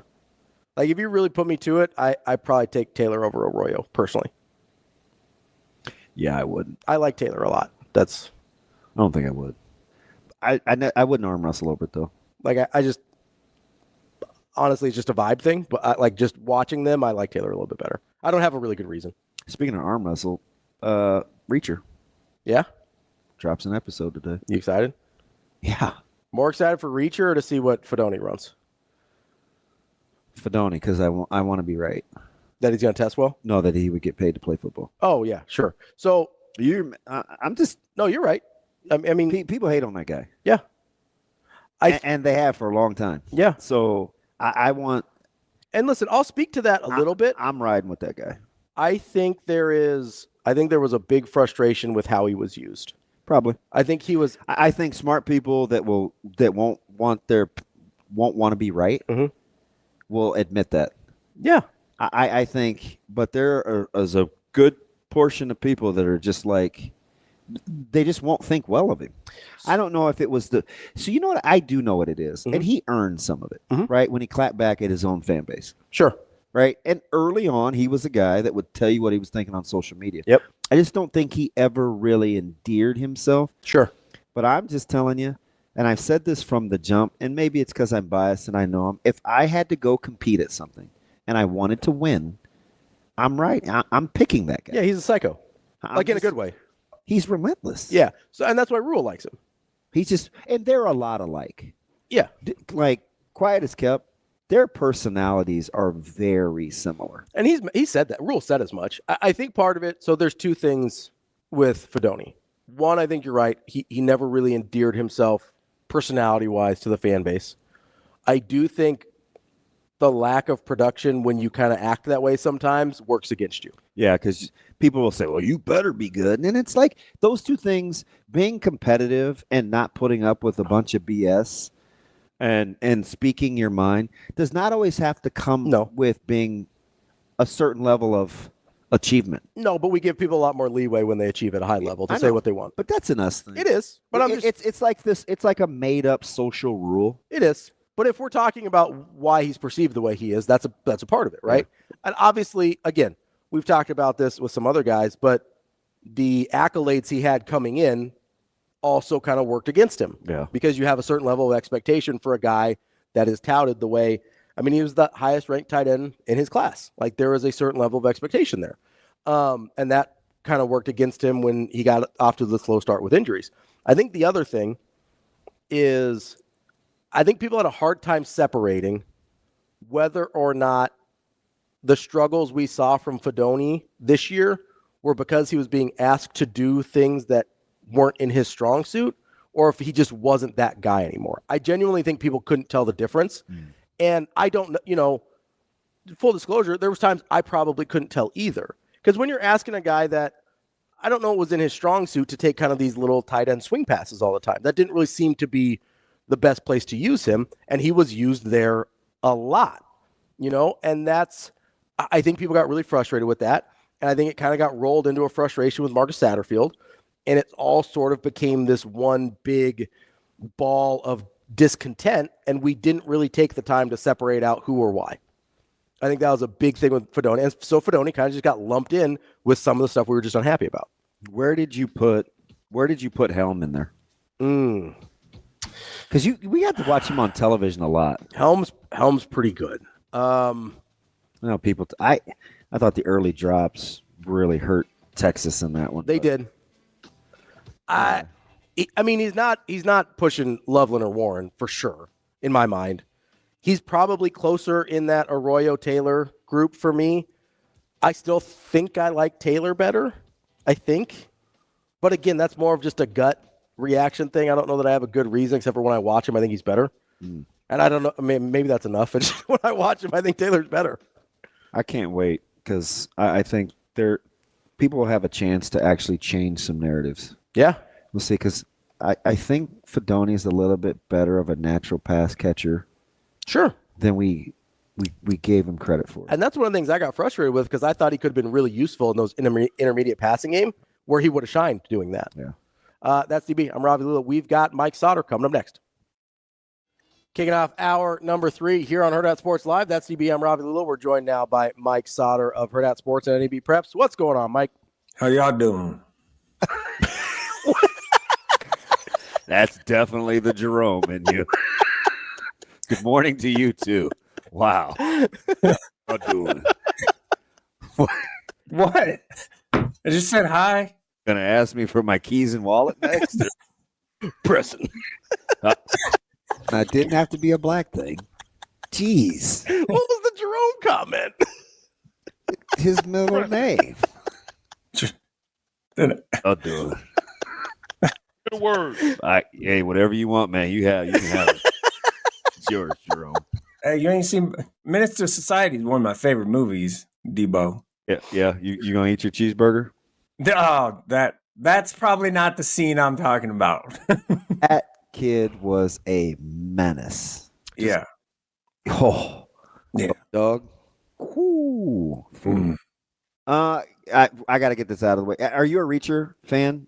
I don't know what you're talking about. Okay, that's right. I forgot you don't watch a lot of television. I do agree with KP though. The acting is horrible. But Hey, let me tell you about the television thing though. I did just notice the other night that forget what night it was, Tuesday, that Cobra Kai had some new episodes in there. So I binged those up real quick.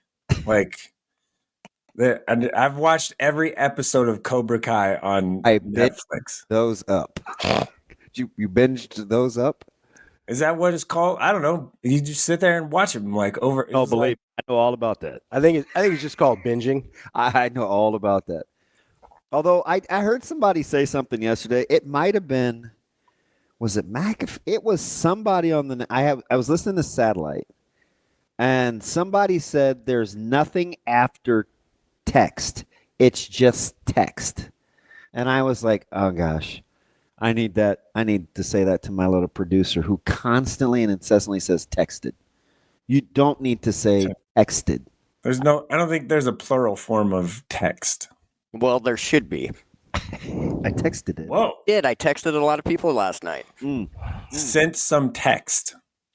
I binged. What did he say? Binged it up. I binged it up. Binged it up, man. I binged it up. Let me ask you something, Jerome, because I think both games are ridiculously important. Who has the tougher game? Is it the folks that are playing Minnesota or the folks going to Cincinnati? The folks playing Minnesota have the ultimate must-win game of the season. If you lose that game, you're not making the NCAA tournament. That's not true. That's not true. Come on. You think if Nebraska loses to Minnesota, they're out of the tournament? It's about as must-win as it gets. Quad 3 losses. It's about as must because you're gonna not have. You'll be what? Let's just say you lose that game, and then you win. You'd absolutely have to win the next two. And at Ohio State's gonna be tough. Aren't we thinking 2-1 anyway? You just don't want it to. You just don't want it to. It can't be Minnesota. It can't be Minnesota. I don't think it can be Minnesota. Yeah. I think it can be 2-1. It cannot be Minnesota. Yeah. I think the only team that you can feel good about is Ohio State because it's going to go down as a quad 1 loss. Yeah. The other, because Iowa's at home is kind of on that borderline anyway. Because 75 the cutoff for who's better? Yeah, it'd be a 2. Who's better on the road, Minnesota or Iowa? Well, Minnesota beat. The answer is Minnesota. Yeah, they went to LA and won. Boxstar like a couple weeks ago. Both games. The committee did. No, we did because that's what you guys are throwing in my face. We're throwing it in your face because we're told by the committee that's what they're looking at. What I'm saying is like that wouldn't be the most egregious thing if you're actually just looking at how teams play. But I get it. You can't lose to Minnesota, but you ain't gonna get bounced. No, I understand from the standpoint of like, listen, it's not an egregious loss because of how Minnesota plays and they're playing well right now. It's the problem with quads. I'm an anti-quad guy. It's the problem with the committee, and you're right. The quads are stupid because if you're looking at Iowa being like 72 versus 76, and all of a sudden that changes your resume, that's dumb. It's the same basketball team. Yep. I agree with you, but we also know this is what the committee does, right? So I think you can look at it and say, hey, Minnesota is unequivocal because they're not going to move into. There's no chance for them to move into a quad 2. Like if that's a bad loss, and the committee will view it as such. I don't disagree with that. Yeah, it's from a metric standpoint, it would look really bad. So even though like as a basketball fan, it may not be a worse loss because you're right. They've played really well on the road. Minnesota has. They like the February 15th and 18th. They beat USC and UCLA in LA. Wait a minute. What was the month before the 15th and the 18th? February. One more time. February.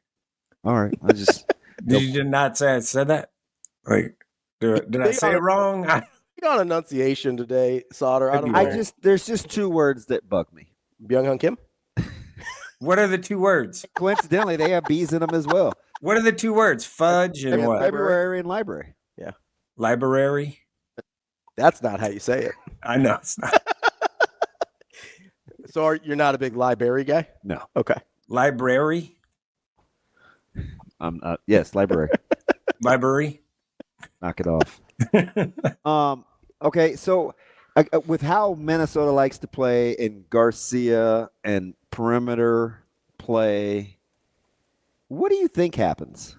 I think Nebraska wins. I think they win.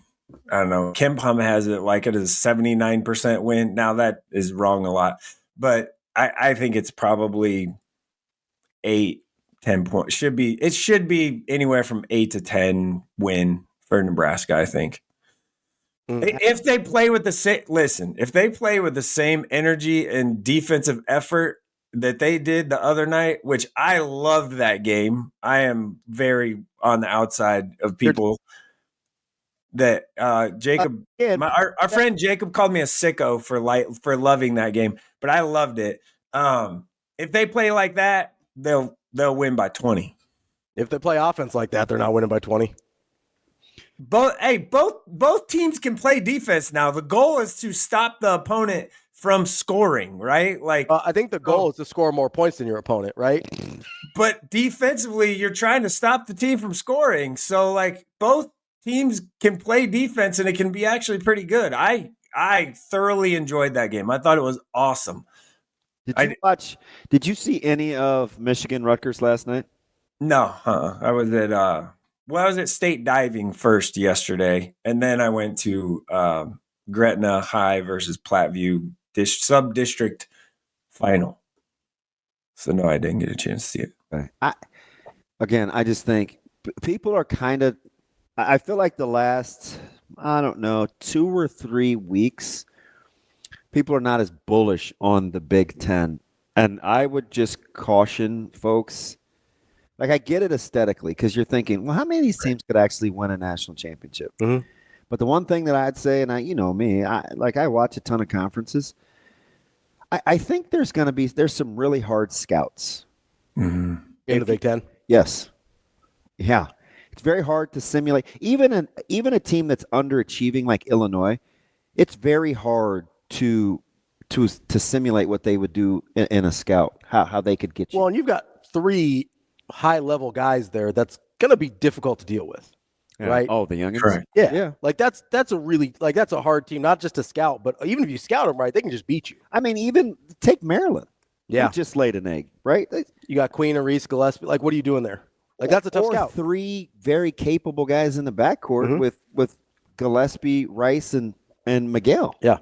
I think big also with Queen and Reese. Same thing. You have an issue with Michigan going 2 bigs. Yeah, post entry from a big. Like, the Michigan bigs they're not just like 7-foot dudes just roaming around. They can move and all that stuff. They're pretty good. Works against some of the teams. Against them. Yeah.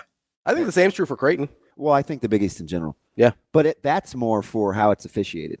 True. But I also think Creighton is a tougher scout when you don't know them. Oh, 100%. Like, I know you were out there on, what was that, Wednesday? Wednesday, yeah. Where, I mean, not an particularly inspiring performance by Creighton, but, like, were you, and DB asked me this, I thought it was a good question, like, were you surprised by how angry Mac seemed about the way that team played?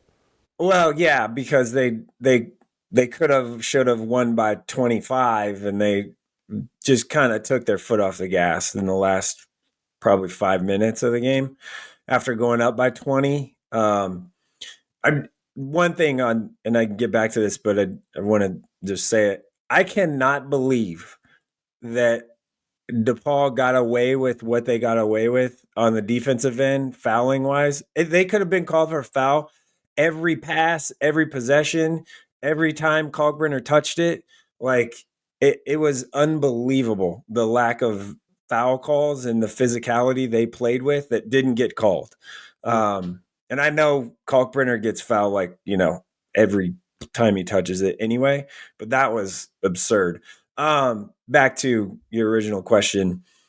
I think he probably should have been frustrated. They didn't play well. They were uninspired. They kind of just rolled the ball out and won the game. And like, you can't, I think he was more upset with just the effort and energy. They clearly were a shorthanded team, DePaul was. And I think it's hard to get, because players know, who's on the scouting report, who's playing, who's not. So you're like, oh, whatever. They're the last place team in the league. And we're just going to roll, we're going to just roll the ball out. And I think that's the mentality that they kind of had. And then when they went up by 20, I think they thought that they'll just quit, and DePaul didn't. And I think that's probably part of what the, frustration. Mac didn't use the word, he didn't want to use the word frustration after the game, but I guess I'm going to, for lack of a better term, it was frustration after the game. I mean, at 54 in KenPom ratings, and BPI likes Xavier a little bit too. I just wonder if this will be the perfect setup for Creighton to match a team that's going to play pretty hard. Some heat, yeah, like that. That's and so it will be easier for Creighton if you're going to do the level of competition thing, right? Match the juice. Yeah, 100%. Like that, Cintas Center will be jacked. So, and that Xavier's absolutely playing to get into get on the other side of the last 4 out or whatever you want to call that bubble talk. And I'm pretty sure that Mac has their attention after what happened against DePaul and the kind of lack of effort. It also goes to show, think of the coaching job McDermott has done this year. It's pretty good. Like, if you really think about it, it's pretty dang good. You lost Pop Isaacs after beating Kansas. You lost some games there.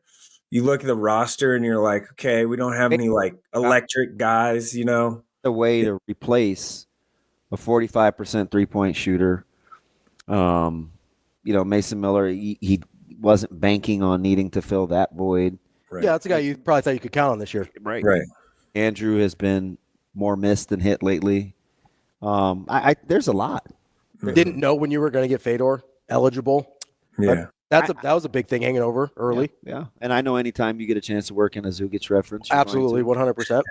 You're going to. I would imagine for Nebraska, from an emotional standpoint, I don't know. I think I would classify the juice that they'll need as intensity rather than not desperation, because you can channel that energy over a longer period of time. I do think though that they will play with an elite level sense of urgency. Yeah. I feel that way. Bryce is so level, but after the game the other day, he was positive. Fred was decently positive, except for at the beginning of the press conference after the game where he was just a little upset that they couldn't make a shot.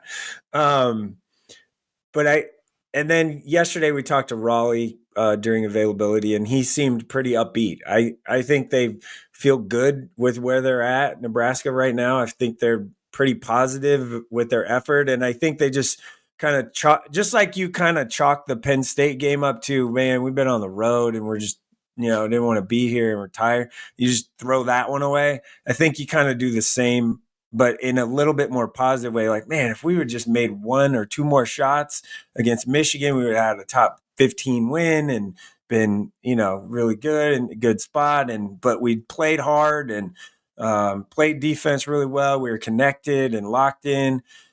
I think that's the message, and I could feel that a little bit. I think there's some positivity there. So I think they're going to come out and play hard and play very inspired. And I think, it's a stripe out, so we'll see if that actually works. And people follow the instructions of their section and have to be what colored shirt they're wearing. But I think it's going to be a pretty jacked up crowd and excited. PBA has been really good. except for when people leave with under 4 with a 4-point game against a top 15 team. I thought that was just a Creighton deal, people leaving early. You mean it happens in Nebraska too? Happened multiple times this year. My bad. Okay, sorry. I was led to believe that was exclusively a Creighton problem. Anyway, so let's get to high school hoops here. Get into the lot going on. What's that? Yeah. I said there's a lot going on in high school hoops right now. There is a lot going on. Why don't you start us out with where you're going to be this weekend trying to sift through all of what's going on? Well, tonight I think I'm going to go to Papio South at Bellevue East girls district final. That's probably I could go there. I could go Bell West, Lincoln Southwest girls game. One of those two I'll be at. Let's start at 6, I think. And then tomorrow, try and catch like the end of a game after the Nebraska game, kind of make it back. See what games start at 7 or whatever. Try my best to do that. And then Monday, I'll be District A7. So we'll see how that shakes out, but it'll be at Creighton Prep. And if Creighton Prep is playing in that District A7 final, this will be the 3rd year in a row that they've played in the District A7 final. And we'll see if they can actually win on their home court in a district final for the first time in 3 years. So, and then Tuesday, I will be watching Ohio State, Nebraska. All right. So, Jerome, I want to go back to the young ladies here for a second because top seeds are holding. Yeah. Of the trickies though, and it makes sense because they're the last district seedings with Westside and Kearney and Westview and Millard South. Those, in your opinion, because that's how the seedings would go, right? I think the West be the most competitive. Westside Kearney should probably be. I would say that's probably going to be pretty competitive. My thing on the Papio South though is just Papio South upset Central the other night, and they also have one Addison Medic who is back and playing. So I kind of want to see her. Very familiar last name. Yeah, she's pretty good. Has a bunch of offers. She was injured for a little bit, so I kind of. That was my reasoning for maybe going to that one. Eye-popping, too, because you look at the prowess of Bellevue East and kind of the sum of their parts. Mm-hmm. Papio La Vista South, I think, is the only team still playing with a losing record. Right. And that's because of Addison hasn't played here. So. I mean, you see just 8 wins and you think, man, what? But, again, with her not playing, changes. I guess, Southeast is below 500 too, aren't they? Yeah, but I don't know if Southeast gonna have a tough one tonight. Millard West is very capable. That might be an understatement. You know, I don't like to do predictions, but I'm gonna predict that one. I'm gonna go out on a limb and say Millard West is gonna win by a lot of points tonight over to Lincoln Southeast. What do you think happens with Bellevue West and Lincoln Southwest? Could be tough. Bellevue West has a little more depth, obviously playing at home. But Barada's a really good coach at Southwest. Does a really good job with limited numbers and, don't have a ton to work with there. But that game could be a 50-50 deal. That's one of those if I start at Bellevue West or if I start at Bellevue East, and that gets out of hand at all, I could just run over the hill to Bellevue West and catch the end of that. If we'll see what happens. But. Let me back up to last weekend and state wrestling. Put a bow on that bad boy. Some incredible footage and some individual wrestling. Was it the individual performances? Right, we're well documented with Lordson and Terry and Ziola, or the fact that, at least in the short term, Prep isn't going anywhere in a real dominant performance. Yeah, in that middle of that question, I was like, yeah, the story's probably Prep. I know, but it's so hard because, Tyson did something that no one's ever done in the history of high school. Right. the historical stuff, but outside of like the individual, it's prep because they're not going anywhere anytime soon. Like there was that Millard South dynasty, that we just kind of got through. Hey, and Millard South still finished 6th. Like I'm not throwing any shade on them at all. Like they still finished the top 10 finish is still pretty good. But prep was 5 points away or something from breaking Millard South's tournament team point record, which no one thought that. I mean, that's crazy. They didn't get it this year, but they'll get it. They'll get it in the next year or 2 or 3. And Cruiser Dominguez is the dude. Like he is way good, little guy, man. But he is obviously a big wrestling family there. He's going to be the next really, really big name. And one thing that we got a lot overshadowed in Class B was Scott and Tyler Harrell. He won his 3rd straight. He'll be going for 4 next year, and we just didn't talk about it. Like we just didn't talk about it. How good was Cade to have Harrell not get any run? Yeah. No, well, Cade's done. I think Cade gets the run because of the national prowess, right? Like, he's the first ever Ironman champion from Nebraska and Fargo finalist type of stuff, stuff like that. He's top 5 in the country, but the way Cade wrestles, he was on the mat in 4 matches for like 5 minutes. Do you know how hard it was for me to get that still? It took me about 17, 18 minutes to get that video right where I wanted it to catch that still. Well, I should have just asked you for it from hand, send it over to me. It'll have been a lot easier to edit, but I could have. Yeah. Cade is a phenomenal, not just wrestler, but person. And that's what I think people gravitate to him and Tyson Terry. Like they're just great kids and they work hard. They're not in trouble. They really care about their school and community and school community. Same thing with Kyler. I think that's why we kind of gravitate towards people like that. And those people get the more attention. One, because they're great athletes, but they're respectful, all of that, right? Like all of those things. There's no unsportsmanlike stuff. There's none of that with them. And I think they care about their communities, and that's what is important. And I think that's why people want to talk about them and cover them and do things for them. Mike, before we let you go, at what point did you know about Tyson's ACL? Like, were you learning about it real time with the rest of us? Because I think that, personally, I was blown away. You got to go back to day 1 when you and I were talking about it. Like, is it torn? Is it not torn? Back in October when it got right, like way on the cutting edge of this. Like that was when he came out and said that he'd been doing this on a torn ACL. I was just stunned.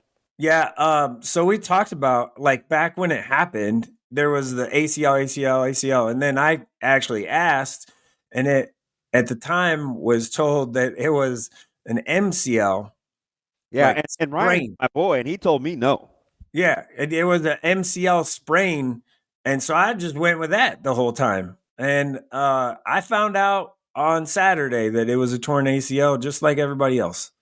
So I was like, holy! And then when I was standing kind of in the back of that scrum, and I was like, in my mind, I was like, holy shit! Like what he did that with that? Like I couldn't believe it. So I got a to-go order of gizzards from the cabin on Friday, and it was relatively empty.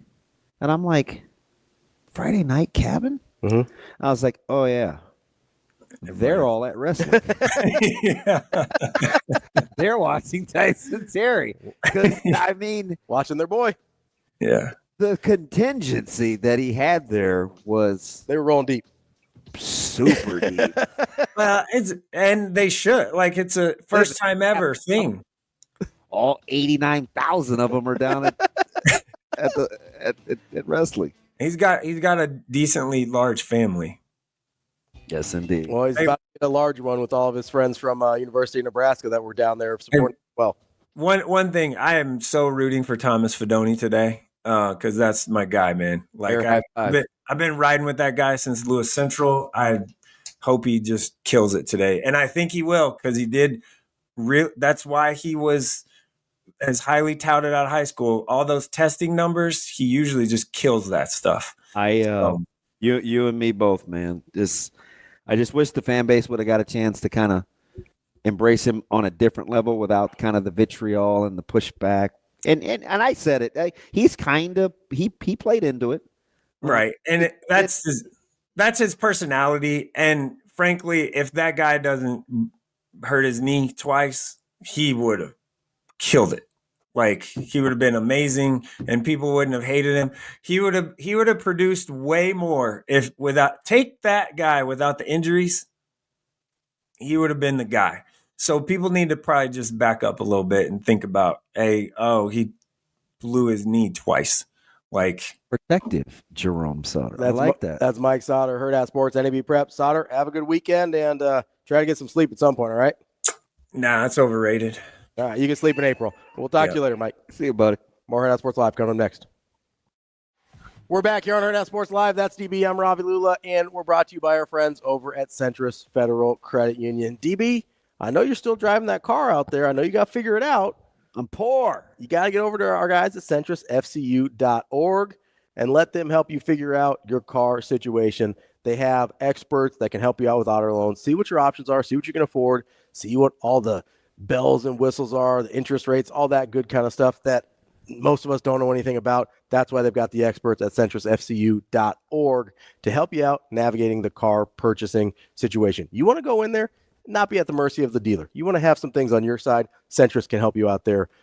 Federally insured by NCUA. DB, I want to get back to something that Sautter said at the end there because, listen. Your mood changed. Listen, okay.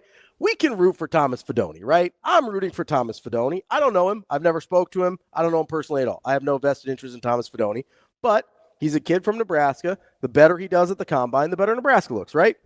That's a pretty simple equation for me. Yeah. I want people from Nebraska to do well because that means Nebraska can do better in the future.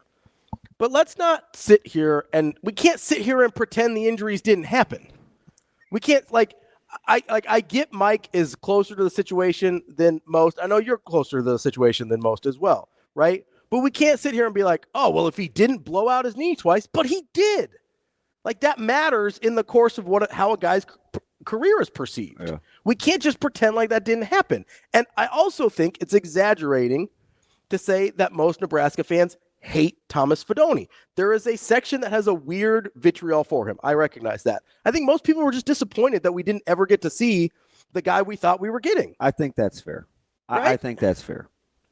Like I don't want to broad brush the sentiment. It's just that he never got a chance to, and it's the word that I'm not. Mm-hmm. I mean, the Jerome's thing is his thing, and that's fine. And he invested a lot early. He did in that family, so I recognize that. That's a set apart. Yeah, he's got the special relationship with those guys. What I'm saying though is, I said it's a shame that he didn't get a chance to endear himself. 100%. That endear is the word that I use. Yes, you did, because of the rocky start. Mm-hmm. And remember, he was the guy that other tight ends would something would be on Twitter and he would respond. Mm-hmm. And I was like, oh, but you also don't get, well, you don't get that his life without him in it. Mm-hmm. It's a bad analogy, but what I'm saying is it's the same, that clapback stuff on social media and it's the same thing that makes him super competitive. It's why he's at the combine. 100%. Yeah. I get it. Without his mentality, you had to be shocked that he got the invite. Yeah. I was pretty stunned.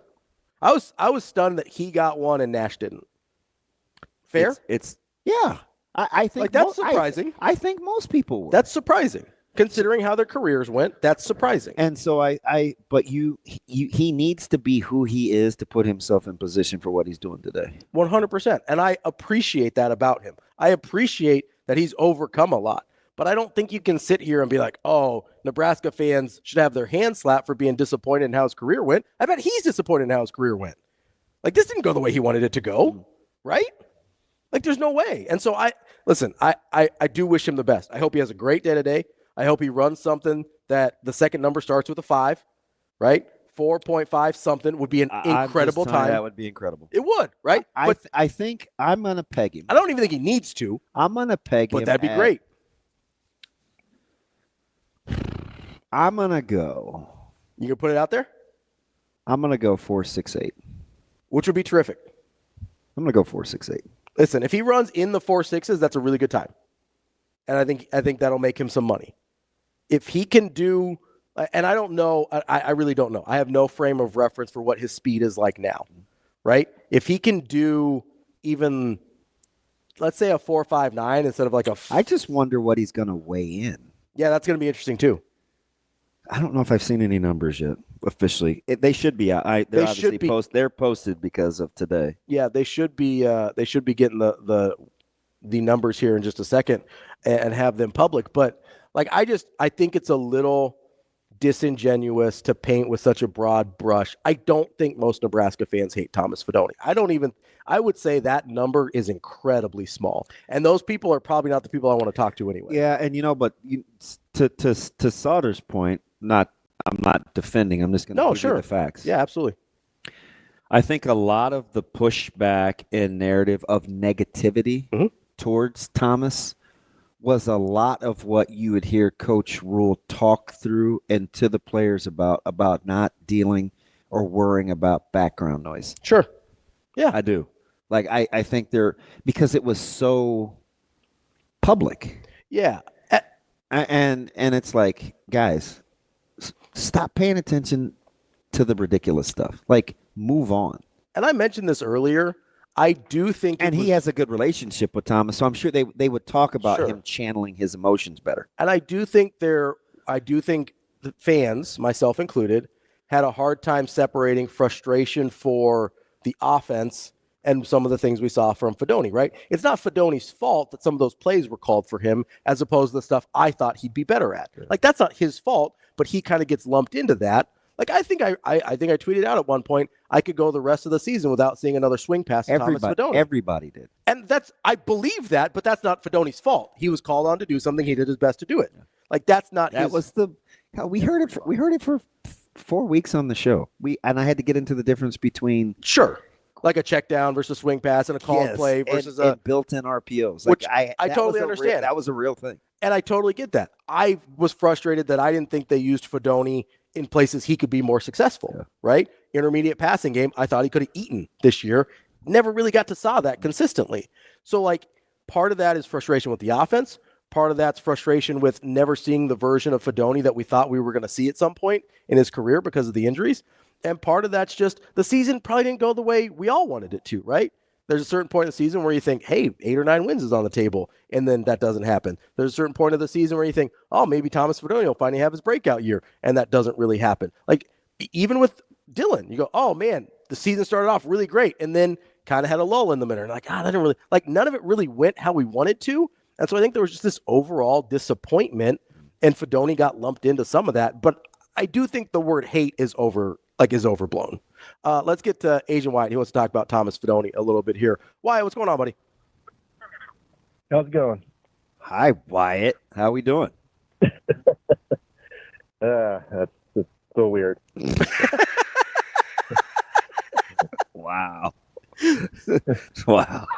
I feel like that's kind of a subtle shot. Well, he said, "Wow, that is so weird." Well, I'm not Ravi, so what's up, Wyatt? So I think some of the things. I mean, as a partial to Fidone, the way we think about him, I think there's a bit of a history just in general with the tight end position that we just feel like the tight ends here just haven't been utilized as well as they could have. So we don't feel like none of them have really reached their potential. I mean, that goes back to like Stephen Carter and Kyler Reed. Kyler Reed. Yep. Even Austin Allen and Vokalek and Jack. I mean, we never even thought Jack Saul. He's still in the NFL. We never thought he'd do anything because he didn't really do anything here. We can remember. Yeah. So I think some of that that this subconscious baggage is ties Fidone down a little bit as well. Hey, that's a good call, Wyatt. Like that really is. Yeah. That's a good call because what we experience with the program in general is kind of amplified in that room. And I think to your point, it's you hear some disappointment in what Wyatt's trying to explain for the development of the tight end position 100%. as a whole. Yeah. And I think Fidone gets lumped in there. And I think we thought with Fidone, like, oh, he's finally going to break through. We got like a super high because we liked a lot of those guys, right? We liked Kyler Reed. He was on the Mackey preseason watch list. We liked Vokalek. We liked Austin Allen. I can't tell you how many times I was like, hey, you have a 6'8" guy in the back of the end zone. Throw it to him. Yeah. Throw it to that guy. I mean, it doesn't help when guys like Reed and Seathan Carter, like they sign pro contracts. Yeah. I mean, he brought up Jack Stoll, still in the NFL. Vokalek got to look in the NFL. Like, there's a lot of these guys. You go, hey, if they're good enough for the NFL, why couldn't we get them the ball? Yeah. And I think that's really frustrating. And I think that frustration will grow if you're right and Thomas Fidone makes money to play football. We're going to wrap up the show with Matt Vrzal coming up next. Wrapping up the show and wrapping up the week like we always do with our Friday friend Matt Vrzal here on Hurrdat Sports Live. What's up, Verz? Ah, crap. What now? Can you hear me? Yep. Yeah, I can hear you just fine. Can you hear us? I don't think you can't hear us? Oh, he's going to the different cans. Can you hear us? What's up, fuckers? 2 for 2. What's going on, Verz? How you doing today? If Cam Broham is listening, which I kind of fixed my roadcaster so I could hear it when I talk into that. But when you guys talk to me, I still can't hear you. And I fixed this by punching it. Yeah. Because I used to not be able to hear anything. Now I only got one way. So anyway, I got 2 sets of headphones. What you got McAfee up there for, Damon? You hate McAfee. Because Coach Rhule was on there yesterday. Oh, so that you swallowed your pride and put a Pat McAfee for the record up there. Much like Ravi's little diatribe he just went on with people don't hate Thomas Fidone. It's a little overstated. I don't hate Pat McAfee. Hate's a little strong. I think he gets away with a lot of nonsense. You should be so used to that, though. Like their whole shtick, what they do is an offensive lineman's meeting room. He just he's got a lot of yes guys, and I don't know what they do, except they make it fun. Well, they're like human. They're like fluffers. It's like a skit. Okay. How does a holy man like you know what a fluffer is? Somebody told it to me once. Oh. Somebody explained it to me. Oh, okay. And I had to Google. Yeah. It's not that funny, Ravi. Let's move on. It's a little funny. It's kind of what they remind me of. I didn't even like their questions to Coach Rhule. I was like, come on, guys. I know you guys. But see, do you look at what they put on there? Like it's informative, entertaining. Informative entertainment. Like they're trying to entertain. I know. It's funny. Do you think AJ Hawk is a yes man? No, when AJ Hawk talks, he's fine, but he'll go like 20 minutes and just be looking at the screen. That's the weirdest part of that show is just having AJ Hawk's giant head on there without saying a word for like an hour at a time. It's so weird. You should sue him. He's got your haircut. Oh, I think he had it first, to be fair. Now, how much of your pushback has to do with the fact you always have this stupid show on when I come in before you open? I think it's hilarious. I think it takes me back to just being in the locker room and cutting it up with the fellas. It really does. I laugh about it every day. And you know how I know. You know how I know there's just a dumb statement coming from somebody, and it's and their timing. Like you gotta admit, you pump it in through the place, and the TVs are still dark, so I can hear it. Yeah, I can't see anything, and it drives me up the wall. It's fantastic. It's ridiculous. Because some of those guys, you gotta admit, like Haas could be Boston Connor, kind of an instigator. Yeah, just kind of stirs it up. Taylor, I would probably be in the tie roll because I'm the smartest one. Taylor would. Those are some pot stirrers, though. I get it. Yeah, I get it's great. So who was McAfee in that room? And when you're sitting there and you know if you slip up just a millimeter, they are going to be all over you, and it's gonna expound out. It's gonna turn into a big joke. Oh God, it's so funny. I just laugh every morning. So Damon would be our McAfee. We would just wait for him to. Yeah. Me and my white tank tops. We would wait for him to tell us the word of the day, and then we just go. The word of the day is fluffer. It is not. Yeah, that's a little lowbrow for you. It's low hanging fruit. I'm so sick of you right now, and it's only been 6 minutes. And you're on the internet, so when you try to get rid of me like at 10, I ain't getting off. I'm just going to keep talking. Yeah, we kept you a little long last week, too. We did. It's fine. Oh, yeah, 10:01.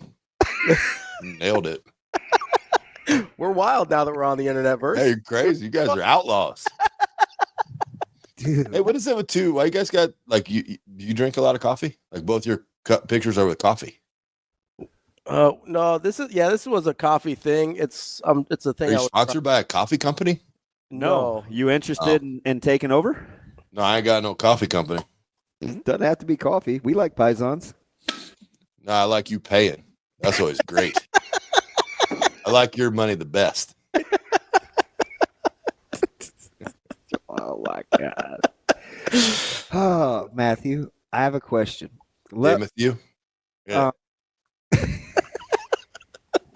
I don't know why you think he's so funny this morning. I don't know. He's funny today. Because I am. I'm funny every day, Ravi. Your particular brand of humor is more amusing to me today. All right. 288, 1710.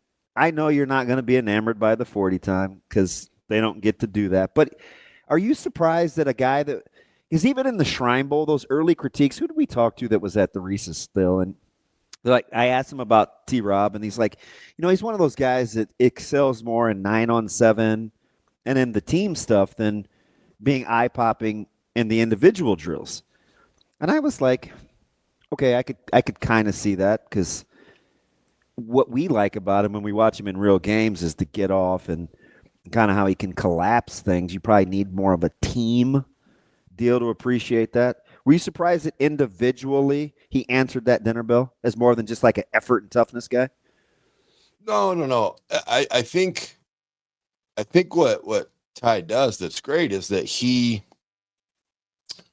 so when you need him, right? And I don't want to burst anybody's bubble, but Ty Robinson's draft position is going to be established by the film he put on during the season and in the Senior Bowl.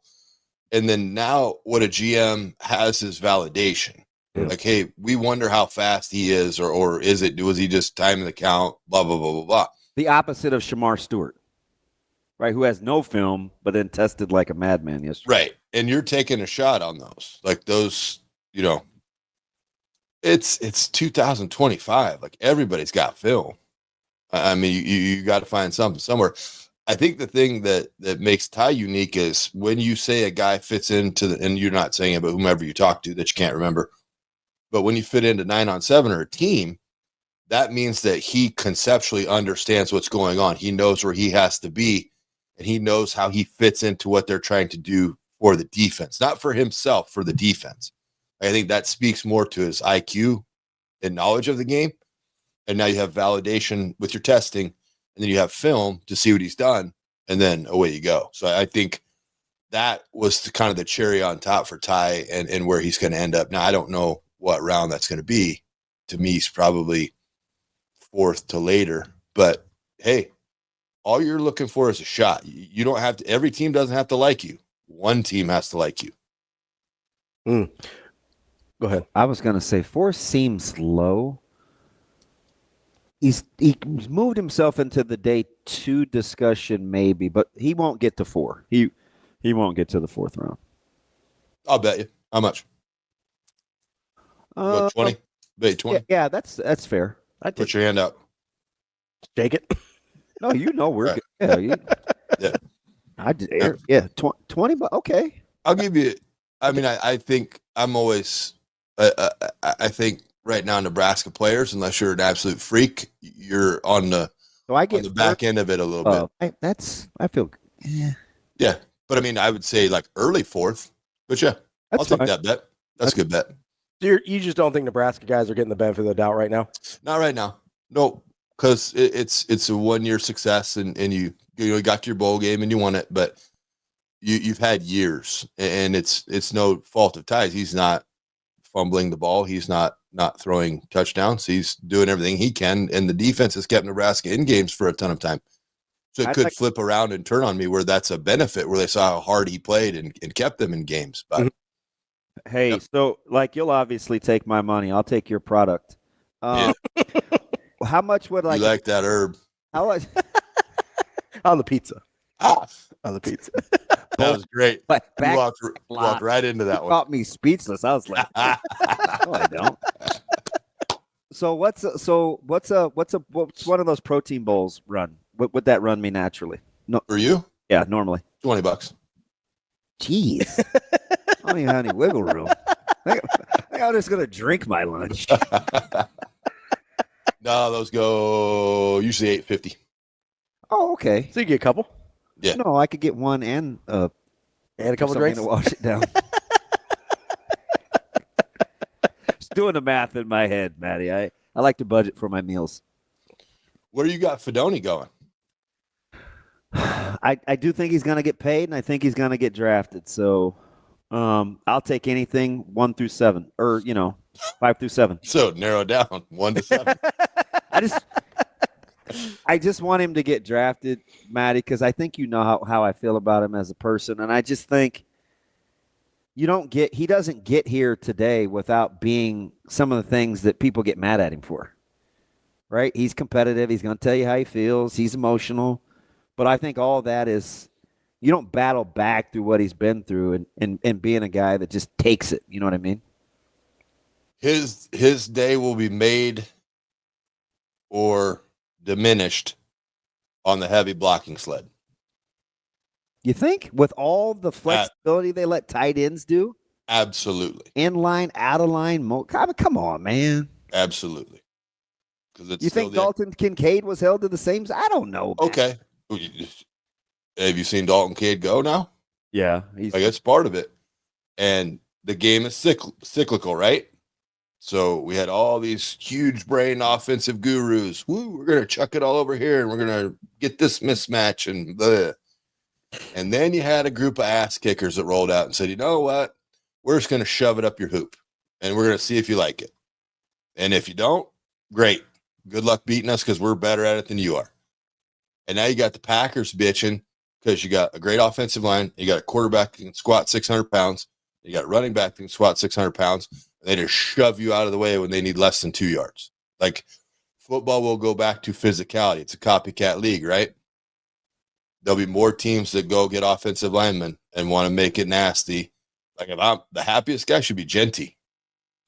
Because he's like, hey, I'm going to go somewhere where they want to get physical. And guess what? I'm really good at this running back position. I don't like him near as much as most. I think I don't know. Maybe something's wrong with me. I don't know. we ain't got time for that, buddy. Jeez. You don't like Genty.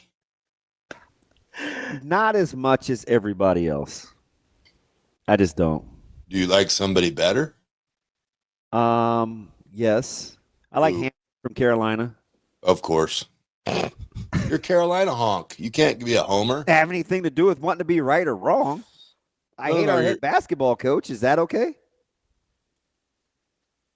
You don't like Hubert? No. No. Hubert? Hubert?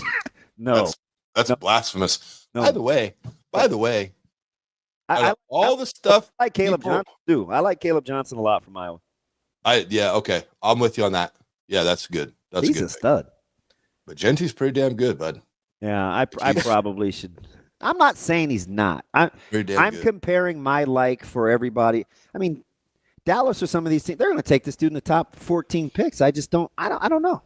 I don't know. I got a question for your North Carolina. What? People, fandom.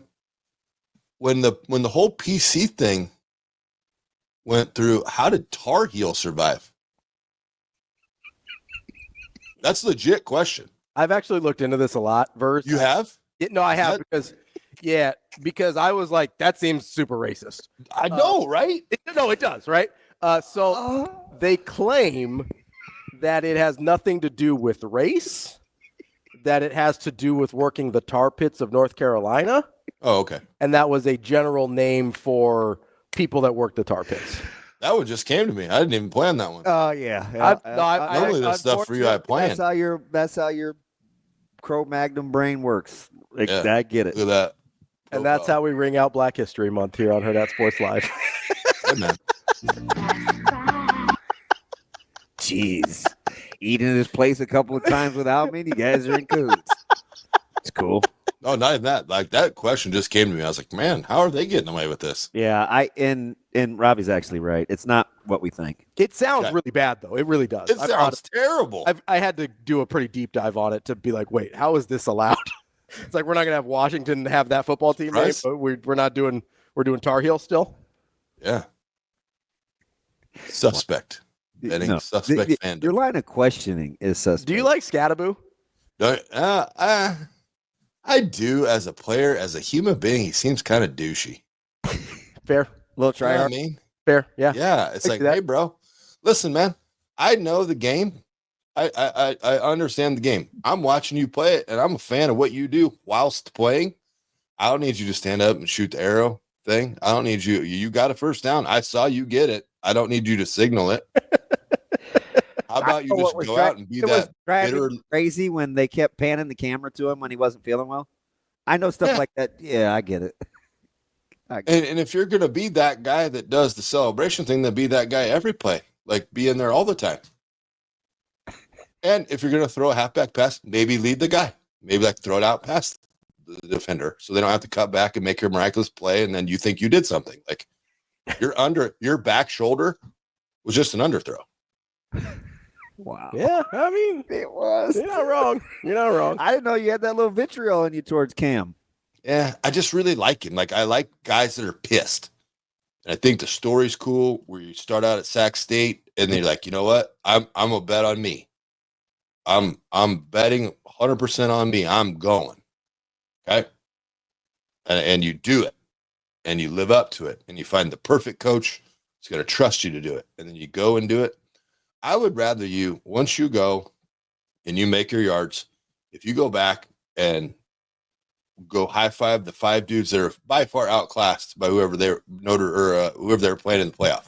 Texas. They're outclassed. They were outclassed in that game, but those dudes balled out. Like, they played. And just go high five that guy. Yeah, Dillingham is a dude. Yeah, that's what I wanted to ask you about it, because I felt like there was a lot that you might like about him. Oh, yeah. Yeah. I mean, what's not to like? I mean, he's an aggressive downhill runner that has some shake to him. Yeah. And has attitude, like he's mad. Correct. But like, be mad and be in the game. Yeah. Dial down the douche by about 10%. Yeah. And listen, man, you made it. You're America's sweetheart. Everybody loves you. You know, like, keep the pissed off to the opponent. Iteration again. What was that? Dial down the douche. Wow. Could I make the same argument, though, that, like, you can make any argument you want to? Well, you don't got to be mad just because he's been roasting you a little bit. Forget that, dude. No, like, I would kind of make the same argument about, like, Fidone, though, too. Like, the stuff that we like about him that makes him, like, Scattaboo mad all the time and competitive and, like, has that edge is kind of where the douche comes out, too. Like, I don't know if you get one without the other, you know? I think one had the opportunity. Ooh, I'm going to get myself out of this. Had the opportunity to prove it more. Like, one is a game changer and proved it week in and week out. And one, you know, we needed to see a little bit more from. Yeah, fair enough. That's our That's guy. why I'll put up with Cam Scattaboo being a douche, because I get production. Sure. Yeah. Right. And I'll deal with it. Like, listen, if I'm an NFL coach and they're like, we're getting Scattaboo, I'm like, you bet we are. Let's do this. Yeah. We'll put him in the backfield with Genty and we'll be great. We're going to run the wishbone. Matt here for big backs. Big back. Yeah, them dudes can shake.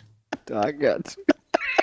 Relax. That's our guy, Matt Vrzal. Verz, we appreciate it as always. We kept you a whole 4 extra minutes today because it's the I'm not getting off. And we're wild.